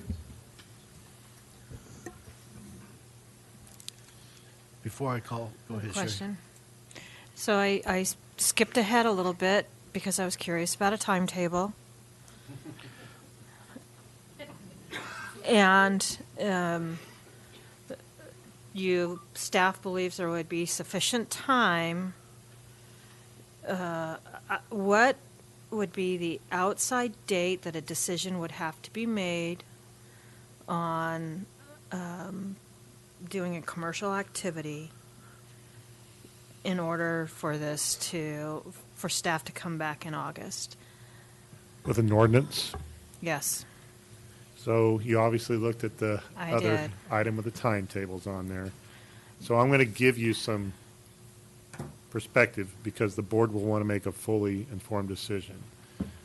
That's going to involve some staff time to give you, the board, or the marijuana working group, whatever you decide that is, information. Do you want tours, right? What information do you want us to provide is going to be key to being able to give you that deadline. So the outside timeline for that August would probably be June. We need time. Right, so you would need to know by June. Okay. Myself and the folks sitting behind me, we need time. And to do it correctly, I don't think July would make me comfortable at all. Carl? Yeah, so I guess I'm wondering what the advisability of going forward with a ballot, a tax initiative on the November ballot without an ordinance that we're considering. What's staff's view of that? Would you clarify that again, and so I can Sure. make sure I understand? Okay. So there's a couple of potential scenarios. Okay. One scenario, assuming that we're not going to put a potential ordinance on the ballot. Okay, I'm going to assume that. So we would go forward with a ballot initiative in August to be on the November ballot, right? At the same, one scenario is at the same time, we would have an approved ordinance by this board that only goes into effect if the tax measure is approved, correct? That's correct. Okay, there's another scenario, and that is that we aren't in a position to pass an ordinance by that time slot, but we want to have the flexibility to pass an ordinance possibly between then and 2020, when would be the next opportunity to put a ballot initiative on. So we're just going to put a ballot initiative, tax initiative on the ballot in November with no final decision on an ordinance. What are the difficulties associated with that? Well, from a staff perspective, the ordinance is a lot of work, obviously. And we want to make sure that, from our perspective, to give you the ability to be able to tell your constituents what you're voting for, to have that available for them. That is the best option. But if you don't have that and you're not able to have our staff make those timelines with all the other work that's going on, you do have the ability to allow them to make that decision to have as a placeholder. And we gave you both those options. Obviously, our preference and recommendation is to try to have that in place before, for you to have the ability to tell your constituents why you're putting that there. That is stretching your staff to the max. Make no mistake about it. These folks right here will be highly involved, but council and everybody's behind me, it's not just this department. That is if you want to make that decision, that is the quickest that we are at all comfortable with. Okay, let me rephrase the question, because I didn't do a good job the first time. I apologize. If we don't feel comfortable pushing staff to an ordinance approval by August, whatever the date, 10th, is it staff's recommendation that we go ahead with a tax initiative ballot measure, or to just punt until 2020? And I'll ask that question to County Council. Thank you. Hi there. I think she's going to answer. I have a couple of concerns. Certainly, we'll do whatever your board directs us to do, but a couple of concerns is if you don't have even a framework of a kind of an ordinance that you would consider, and you put a tax measure on, I mean, you're essentially tying your board's hand. So if it passes, then whatever regulatory system that you want to create must fit into the tax measure ordinance. So it's not impossible, but I do think it might limit you. So I just want to put that out there so that you understand that. The other thing I have a question about or a concern about is the voters and what the voters would say about would it not pass because it's not tied to, hey, what am I voting on here? So that's my concern. I don't know if that's something Mr. Bliss can speak to, but I would certainly be concerned about putting in the effort and then not having something pass. I don't have a lot to offer other than there are certainly examples. One of our clients, the city of Livingston, had a tax pass without an ordinance in place. And it's not ideal, but the voters in that particular case were willing to pass the tax because they had faith that the ordinance process would result in an ordinance that they were comfortable with. So there is precedent for that happening, but I think we would all agree ideally it would be nice for the voters to know what the health and safety regulations are when they vote that. Yeah, I'm not questioning that. I'm just looking at the timetable here. We're being asked to make a decision to try and draft an ordinance in 5 months, 6 months, something like that, okay, with a staff that is already redoing a general plan and a whole bunch of other stuff that's also very time-consuming. Or if we don't do that and we don't put a tax initiative on the ballot, we aren't going to do any enabling ordinance for any kind of commercial activity in this county until November of 2020. That's because I'm not going to pass an ordinance unless I got a tax in place. Okay? I just want to be clear for the public's sake and for this board's sake that that's kind of, quite frankly, I'm not going to vote to push our staff to get an ordinance done by August 10th. Okay, that's just me. I don't think that's a reasonable workload on our staff, especially because I think we're still trying to figure it out as a board. So it's not like I'm going to turn them on tomorrow to go write an ordinance. And so the question is, are we better off going ahead and putting a tax measure on the ballot, which if it passes would give us the flexibility to continue to work this in a nearer term than 2020, or are we just going to punt this whole issue until 2020? So, Mr. Baker, you had a question? Yeah, a couple of things. One, I think that the idea that you're not putting the ordinance on the ballot is maybe true, but it's not. I mean, if you have an ordinance that's tied to this tax, anybody that's voting for the tax is voting for the ordinance or not. And if they don't like the ordinance, they're not going to vote for the tax. So the fact is you're not voting for one or the other. They're together. So you can pretend like the ordinance isn't on the ballot, but of course it is, because people are going to look at those two things together. And the second is from and this is me, opinion as a voter, I would be very uncomfortable approving a tax without understanding the framework by how it's all going to go. So I think the chance of the tax getting approved you know, if I'm typical, and I probably am not, but if it goes down without the ordinance. So, you know, to Carl's point, you're kind of damned if you do, damned if you don't, because if you don't put it together, the chance of getting it approved goes down.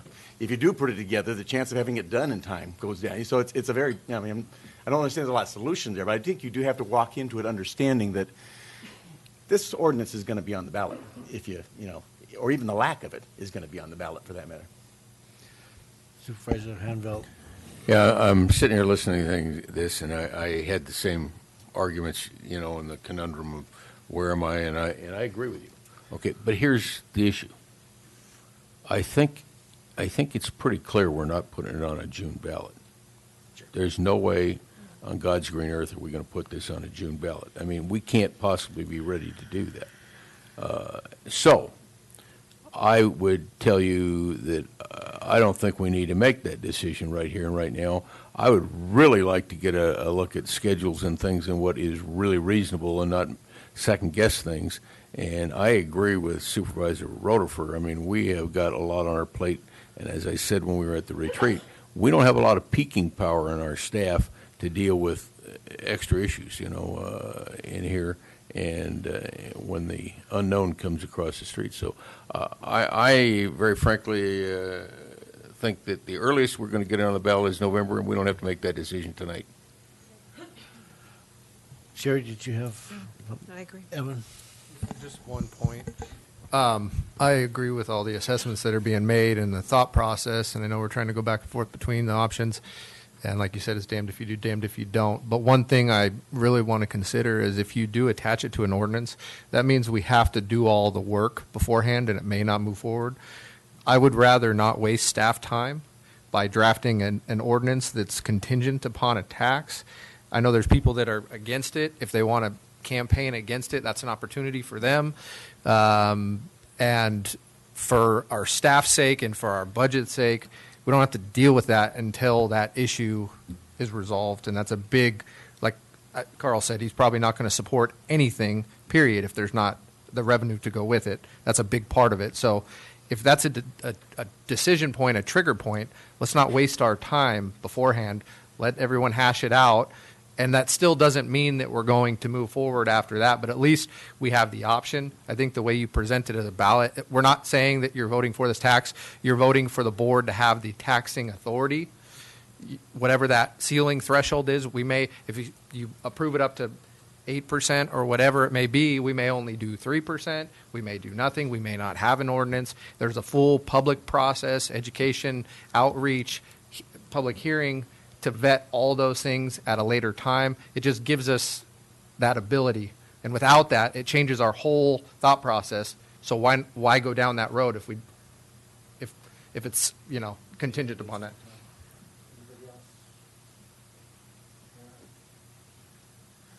All right.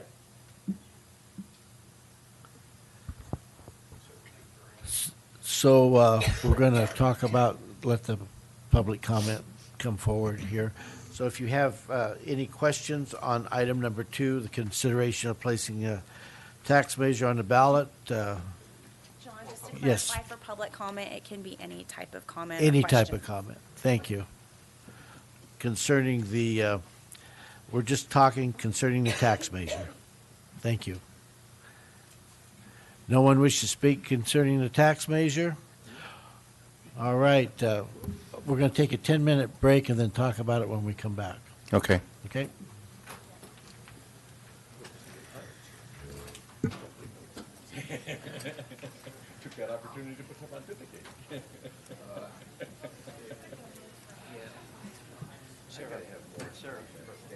you know, you're right. Evan actually makes the most point.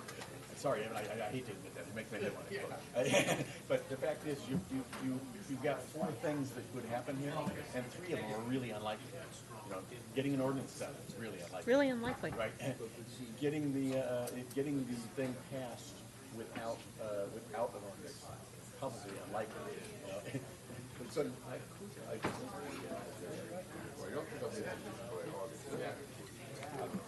could have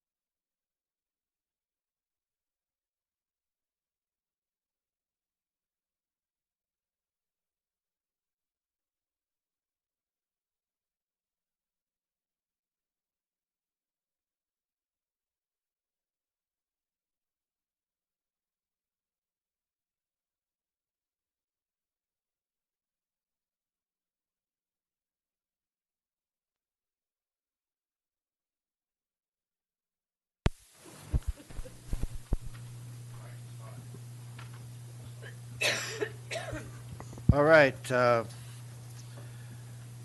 Item number 3, would the board please read item number 3? What? We're going to discuss number 2. Did we? Oh, I'm sorry. I did. I made a decision. We're all okay. I'm sorry. Let's bring back item number 2 for further discussion. Thank you. Okay. I wasn't going to let you go on, trust me.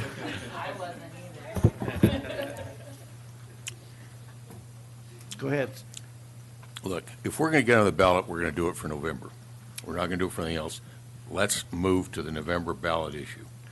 I see no issue with that. Don't have any?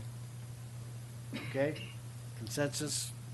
You got that direction? Clarification, November ballot without the ordinance or with? Please clarify. I would say without. Without. Okay, that would be doable with staff. But hopefully the measure is written in such a way that the public will have a full understanding. We have of a the intent. professional consultant sitting That- right here next I to was me that looking will right be at helping him. us dearly with that. Okay. And I believe that's doable with their assistance, as long as we take the next measure, and I'll be making some recommendations on the next matter. Okay. Oh, fourth item. Would you like a motion? Okay. I believe he said move on a November ballot, right? Yes. Was that a motion? Yeah. Second. Any public comment? Seeing none, bring it back. Randy, the motion, go second. All those in favor? Aye. Aye. Board vote or marijuana working group vote? Yeah, it's a board. It's a board vote. Sorry. It's fine by me.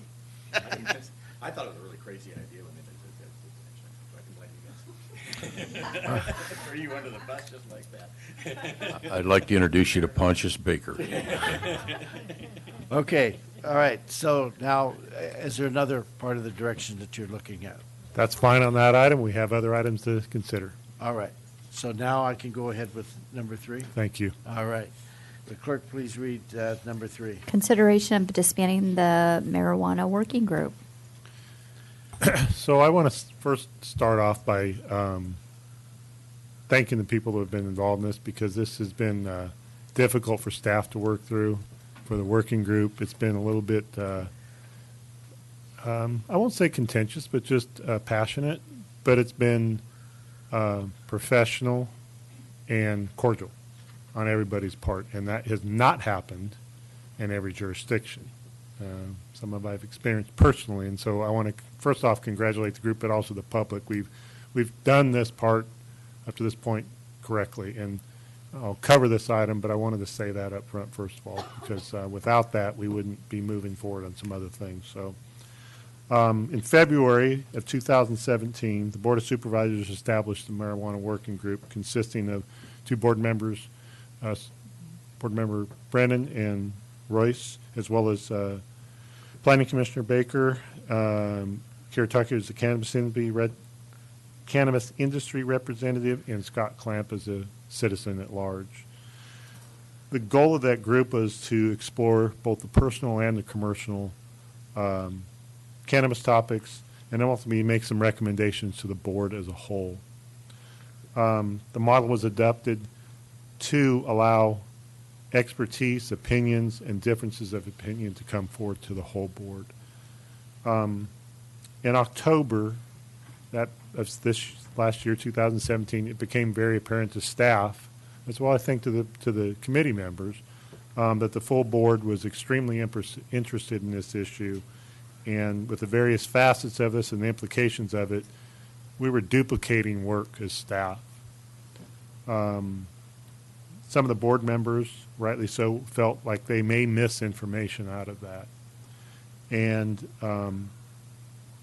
the presentations were critical for the entire board to hear so they could make an informed decision.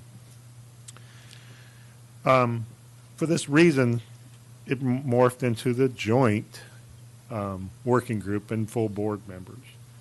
And that created some difficulties for staff on preparation, multiple staff members taking minutes, multiple staff members creating agendas, minutes, county council, and ourselves trying to make sure we kept things straight and for you as a working group, a little bit awkward at times.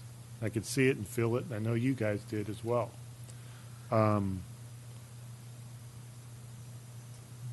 Although they were highly interactive in appointment, they became extremely awkward, both on staff part and the board part.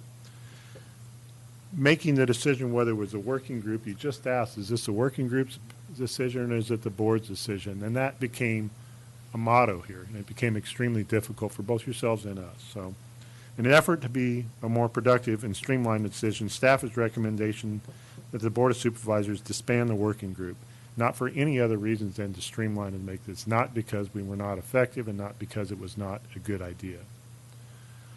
All the members of the working group have been notified and discussed with them. Both the CAO and myself tried to reach out to multiple members to do that, to make sure that we did not have an issue where we felt that there was some type of other issue other than streamlining.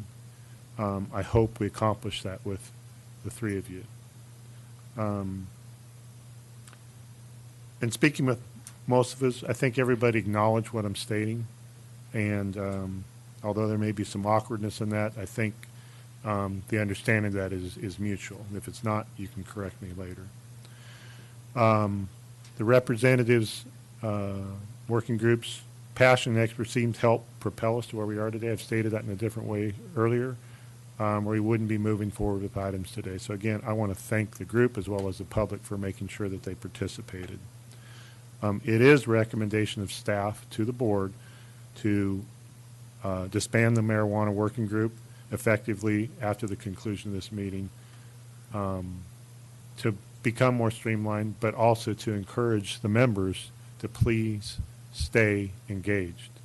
It's important that we have that discussion, sometimes cordial discord, and discussions to move this forward. But I believe that will help us propel and move forward, as well as the staff members and in concurrence with that. So with that, I'll leave it to the board to ask any questions. Okay, any comments up here? Mr. Baker. I haven't been I've been not bashful, I guess would be the about talking about there being a challenge with us going there. So I don't have any problems with the decision. And I would hope that there was a fair amount of framework stuff that got done. And I'd hope that that framework gets integrated into the thinking of the thing, because I think that was actually true strategic work that probably may not have gotten done without the working group in place. So I would like to make sure that not make sure, but I'd like to recommend that gets carried through there. I think there's always lessons learned in these things, and it's outside the scope of this a little bit, but there are things that should be done with committees, and there are things that shouldn't be done with committees. And having a committee being formed that you really couldn't delegate much to is probably not a great idea. And having committees being formed that have a real tight critical path problem is probably not a really great idea. And so as you go forward and you say, we got to go get a committee to do this, it takes that long to say it. And then a year later, you're saying, oh, shit, what did I do? So I just think that, somewhere in all of your time when you guys are sitting back thinking large thoughts, that would be a good large thought to add into it. But we traded a few emails about this probably isn't working, and so I don't have a problem with it. I do think that we made some progress and we had impact on it, so I'm okay. Absolutely. Go ahead. Want to hear from me? Carl likes to hear from me. I don't have kids. I have causes. And I've been working on this thing for a while, and I just wanted to acknowledge the points that are made by staff. It has been a valuable learning process for all of us. I think that we have moved this thing down the board. I think that although it's been awkward, it's been extremely illuminating. I get props and thanks for dropping some knowledge. Building this bridge between government and the industry has been my main goal, that and ensuring safe access for patients. So while this is the most graceful way for me to step out of the limelight and step down from the dais, I will be very available. I know I am not staff. I may only get 2 minutes at the mic, and I'm sure there's people out there who are really happy about that. But I do want to keep the channels open, keep the information flowing from the cannabis community in this process, because we're really not done, you know. And if that's the way that I can help see this through, then I absolutely have no problem with that, and I appreciate all of you very much. It's been a pleasure, a struggle, and a pleasure working together. Thank you.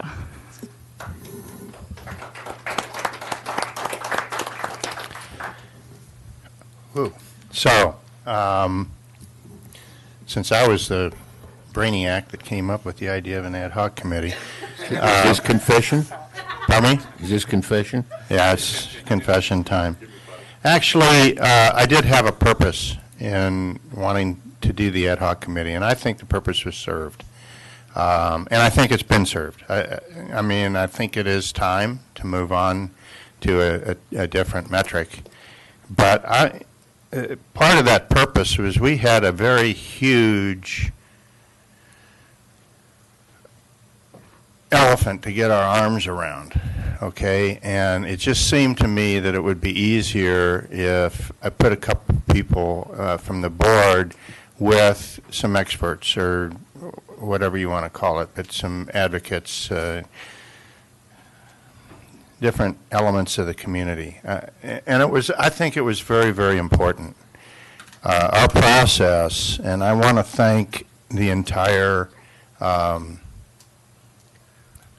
marijuana community, as well as the people that are in equal measure opposed to marijuana in the county, for being good citizens and for having a reasoned dialogue.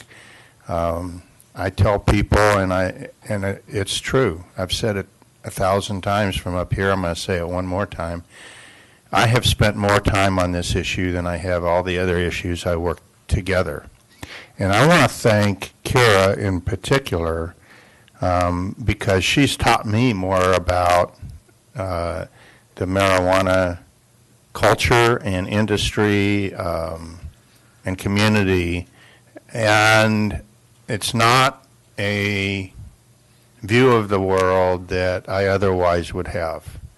And I appreciate that. I appreciate your leadership in the marijuana community, and I'm going to take advantage of your offer to stay engaged. I also, as we disband this, I think we need to recognize that the marijuana community is and will always be a very important stakeholder in this process as we go forward, and we need to recognize that special status that they have as a principal stakeholder.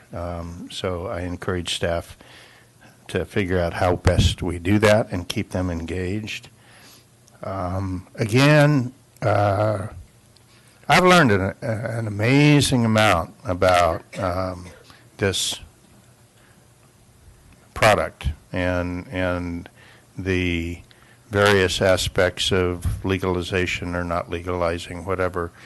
And I would not have learned that without participation from both sides of the issue and honest, integral participation. I mean, really having a clear dialogue and as much as possible an unemotional dialogue.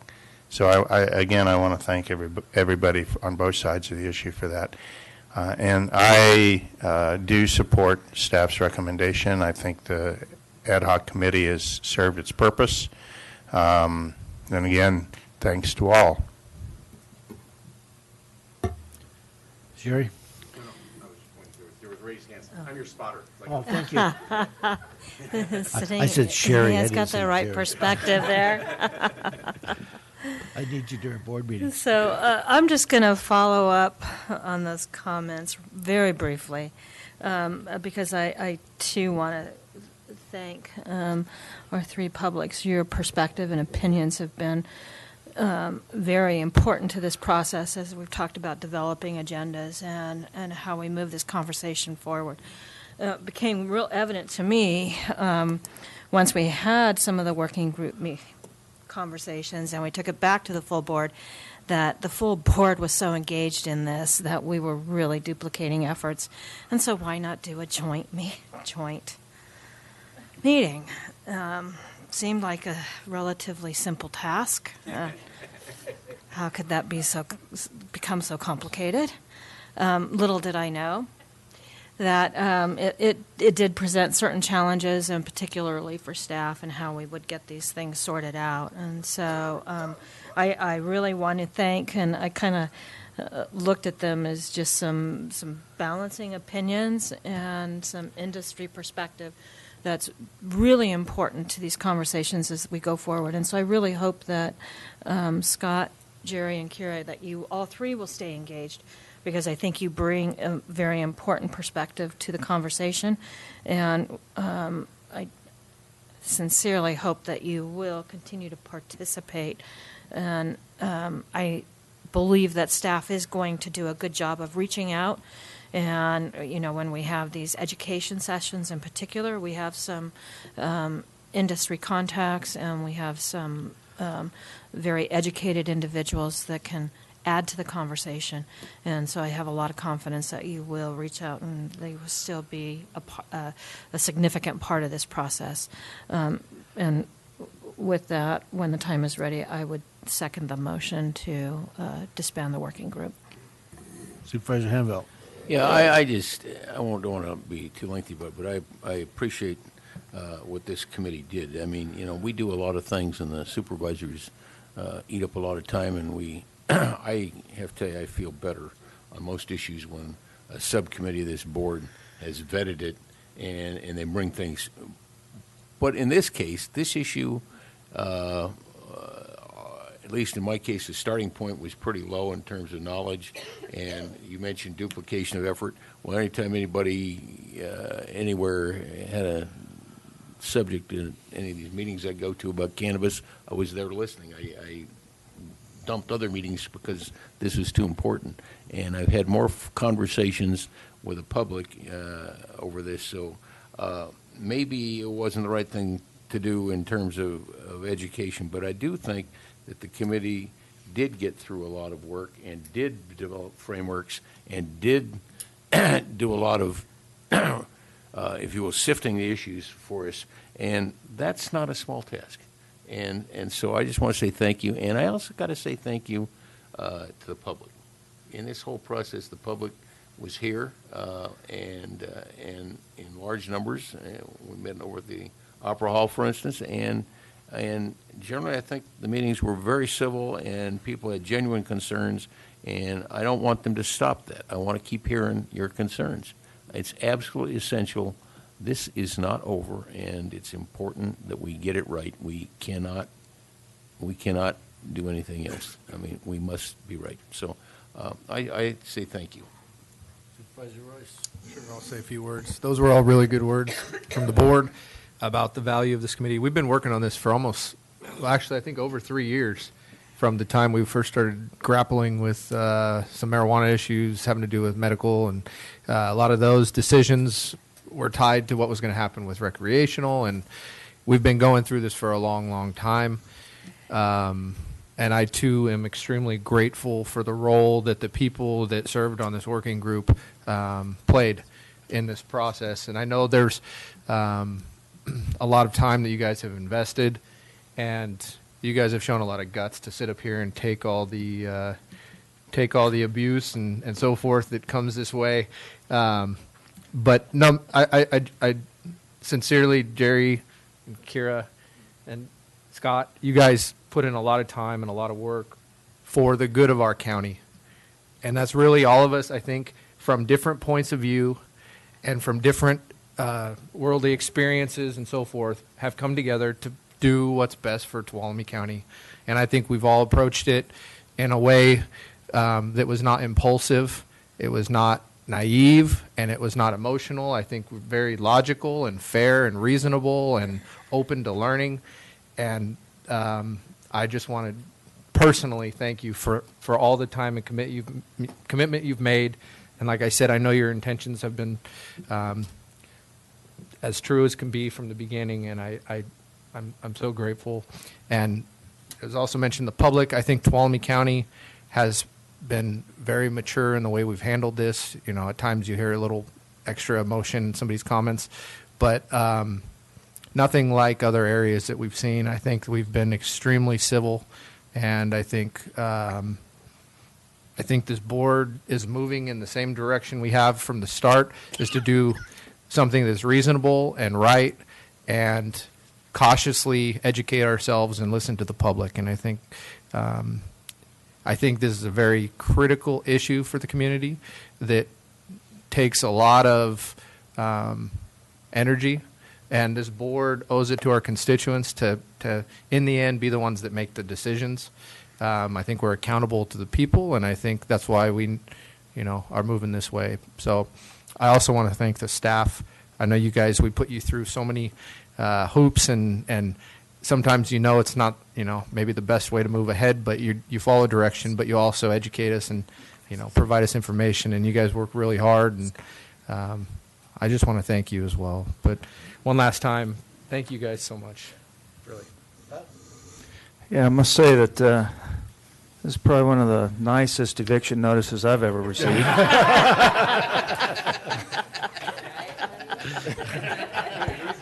Not that I get a lot of them, but yeah, it was the nicest. I said at the first meeting, one of my main goals, and I have two of them, and being part of this committee, was I wanted to learn quite a bit, which I did. It's been a fantastic journey as far as an education. And the other goal is just to help out and do what I can for the citizens of Tuolumne County, which I think the board is more than adequately qualified to do from this point. They always have been. I want to say kudos to David and the rest of the staff members. You never rolled your eyes once. And I kind of see that as being hard to do with the working group and the board throwing so much at staff. You had a lot of targets to shoot at, which is not easy, and you and your staff did a great job. I've had a great time. It's been a lot of fun for the most part. Again, thanks to the citizens for being so cordial. I don't think we took much heat at all. There's a lot of passion out there, and so that's understandable. But it's been a good time. Okay, I'll kind of wrap it up. Alicia told me something about 9 years ago, and about government, and maybe reminder is that the whole thing in government is about the process, and the government process is slow. But it's slow for a reason, because we want to do it in such a way that we don't make a lot of mistakes. And I think the formation of that committee, Carl, was the right thing to do. Tremendous amount of work done. Like Jerry says, we have a framework. We've got something that we can build off of. And for three people from the public to join us in this is commendable. I mean, you guys stepped up. You did what good citizens do. You bring the cause, and then we talk it out. The public, you've been great. I get ornery sometimes. This gavel supposed to give you power, but it doesn't. But it's just a matter of trying to keep order. But I appreciate it. Haven't had to do it. It's a good thing that Sherry it wasn't here. She'd be gaveling you guys down all the time. But this is hard. This is a difficult thing to do, and I want everybody to know. Carl made a mention on how much research and time he spent on this, and collectively, I don't know how many hundreds of hours that this group up here has spent trying to educate themselves on on this subject. So we're going to get there. The process will be slow. Alicia told me that. And she's totally right. So staff, thank you for all your hard work. With that, I'll ask for some public comment, and then we'll call for the motion.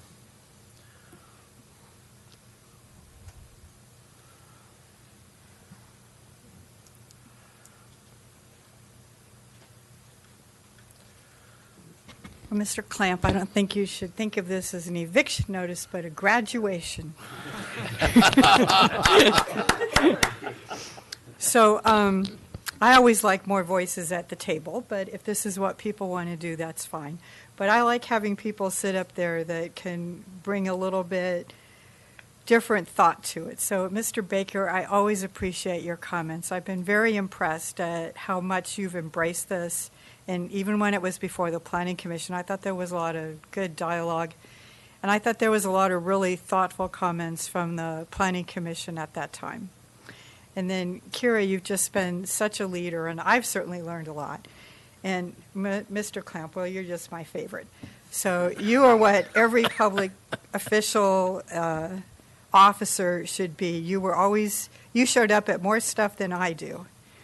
And you were always engaged. So I'm sorry I didn't bring candy corn tonight. But I think everyone in our community should look to the cannabis community of how to come before a board of public officials and how to make your case and how to educate people and really how to conduct yourself before the public and before a legislative body in an effort to advance your cause. Because they've always been very professional and very informative, and I haven't listened to ranting and raving and screaming and yelling, and that just wastes everybody's time. So I really appreciate that. So I've really enjoyed, I liked having the ad hoc committee because it's kind of like the Planning Commission where you let everybody have their chance to say, and it doesn't always waste your time as decision makers, but you can fine-tune that discussion down. So I'll kind of miss that a little bit because I'd prefer to keep you up there until the ordinance is done because I think you have something to offer in a different perspective.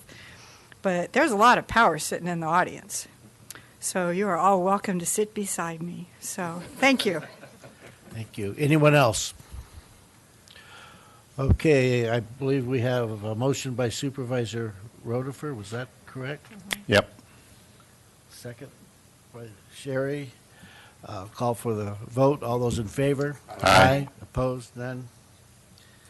We have just disbanded the marijuana working group, but please don't leave up here, okay? No, don't leave. Okay, will the clerk please read item number 4? Consideration of revising the timeline for discussions related to commercial marijuana. Well, this is going to be a little different now because we've taken a path of some changes here. So I'll go over this and then ask that the board have some latitude in looking at this and give specific direction where we focus our next efforts on this issue. So in an effort to explore the commercial cannabis activities and to provide sufficient education to the board and to make informed decisions about the regulatory regulations or banning of those activities, staff is proposing the following timelines for topic discussions.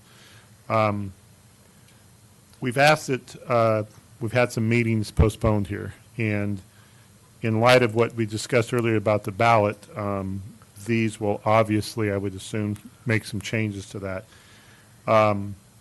The meeting dates first proposed, as you can see on the board here, was nothing in March. Give us a chance to work on the personal cultivation and the ordinance that you asked us to move through, and to get those up and running prior to cultivation season. The April meeting would have been and could be a discussion about April, about cultivation, April 10th. May 8th would be cultivation and manufacturing. June 12th would be regarding retail. July of 2018, final direction on organization, regulatory ordinances, and tax ballot measures. And then August would have been the final with ordinances. with the ordinance now going in November, we'll need to make some adjustments to that, and I'll make a slight recommendations when I'm done here reading through this. But the timeline would have allowed staff some time to give you some information. I talked to you about education. You just mentioned the information about the folks who were involved on the marijuana working group. The research that needs to go into giving you the information and the tours of facilities and that type of thing need to be thought through and to allow the board as a whole somehow to get to those facilities if you choose to do so. Regardless of the action that was taken with the disbanding of the marijuana working group, it's recommended that we keep the special meetings on Tuesdays of each month to allow us to continue the conversation about cannabis, but also I will use the other part of that time for the general plan, which is a major effort that we are working on. The board members have mentioned that. We need to do the same thing we've done with this cannabis, is to keep the conversations open. It may be a little bit, they are very different groups, very different maybe concerns. However, the time that we have set aside to get the group together is priceless, and we don't want to waste that. So we're recommending we keep those as we move forward at those times. The 5:30 to 6 would be used for general plan presentations by myself and Quincy Yaley, the assistant director, and any council and recommendations that we've had for that, as well as any discussions for the public to hear. The latter part of the meeting will be used for cannabis discussions as we move forward. It's recommended that the board provide staff the timelines for when they want to see these activities move forward.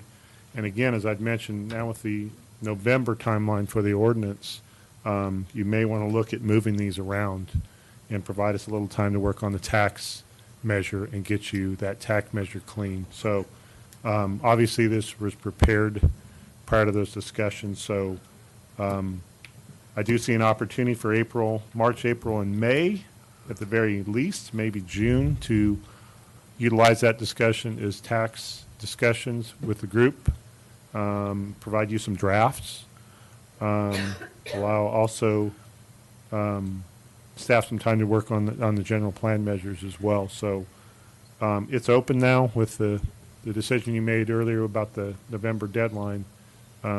This calendar is obviously an opportunity to change. Okay. What would work best for staff?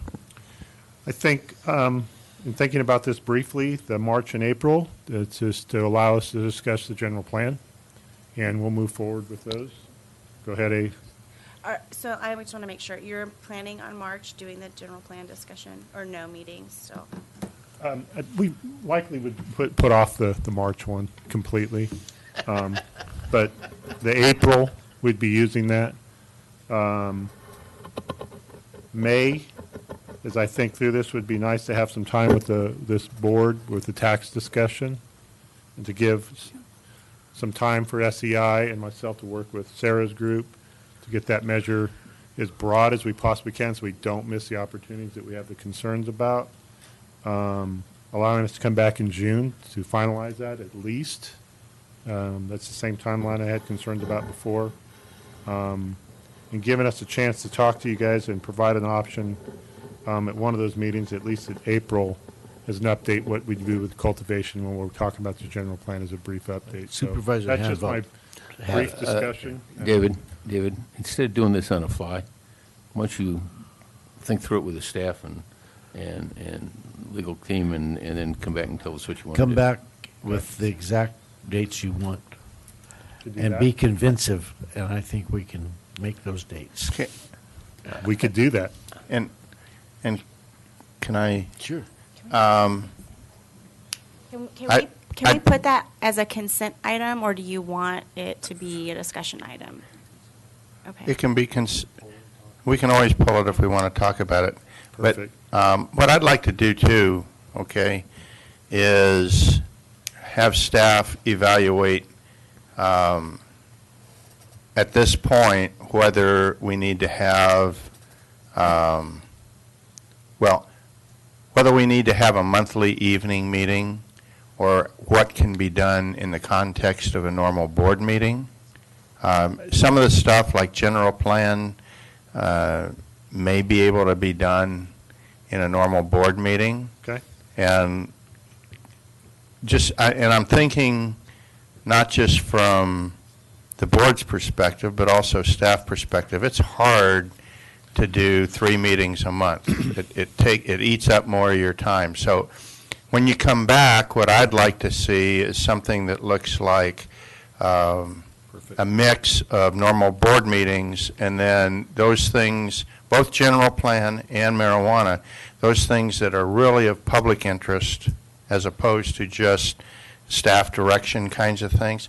Those things that are really of public interest, let's have a special meeting, but maybe we can do that every other month or something less than every month, because I know what the drain is on staff of just getting the agenda out and all of that other stuff. You know, we always try to overproduce, and I appreciate that opportunity. Okay. And we will talk with the county council. We appreciate that. I'm really sensitive right now to staff loading, because I don't know how much relief we're going to be able to get you. Okay, so please. Thank you. We'll bring that item back on the consent.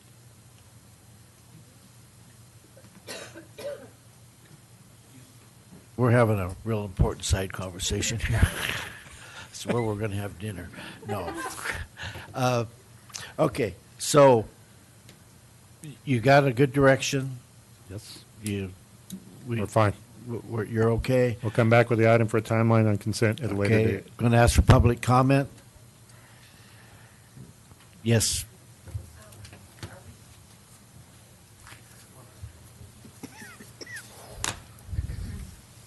For those of us that are interested in the marijuana business, is there going to be a published agenda so we're going to know what these meetings are so we know when to be here? All the meetings will be published and noticed, as we normally do. Okay. And if you want to get on a mailing list, we're happy to give you that personal. Oh, how would I do that? Just contact myself and staff will help you with that. I do have one other comment. One other option, other than having a third meeting to have it in the evening, is we can always extend our normal board meeting or start our normal board meeting at 11 or 12 o'clock and run into the evening so that's another option to look at to decrease your staff loading. Thank you. Okay. Thank you. Thank you all for coming. I already did ask for it. I already asked for it. Okay. Meeting adjourned.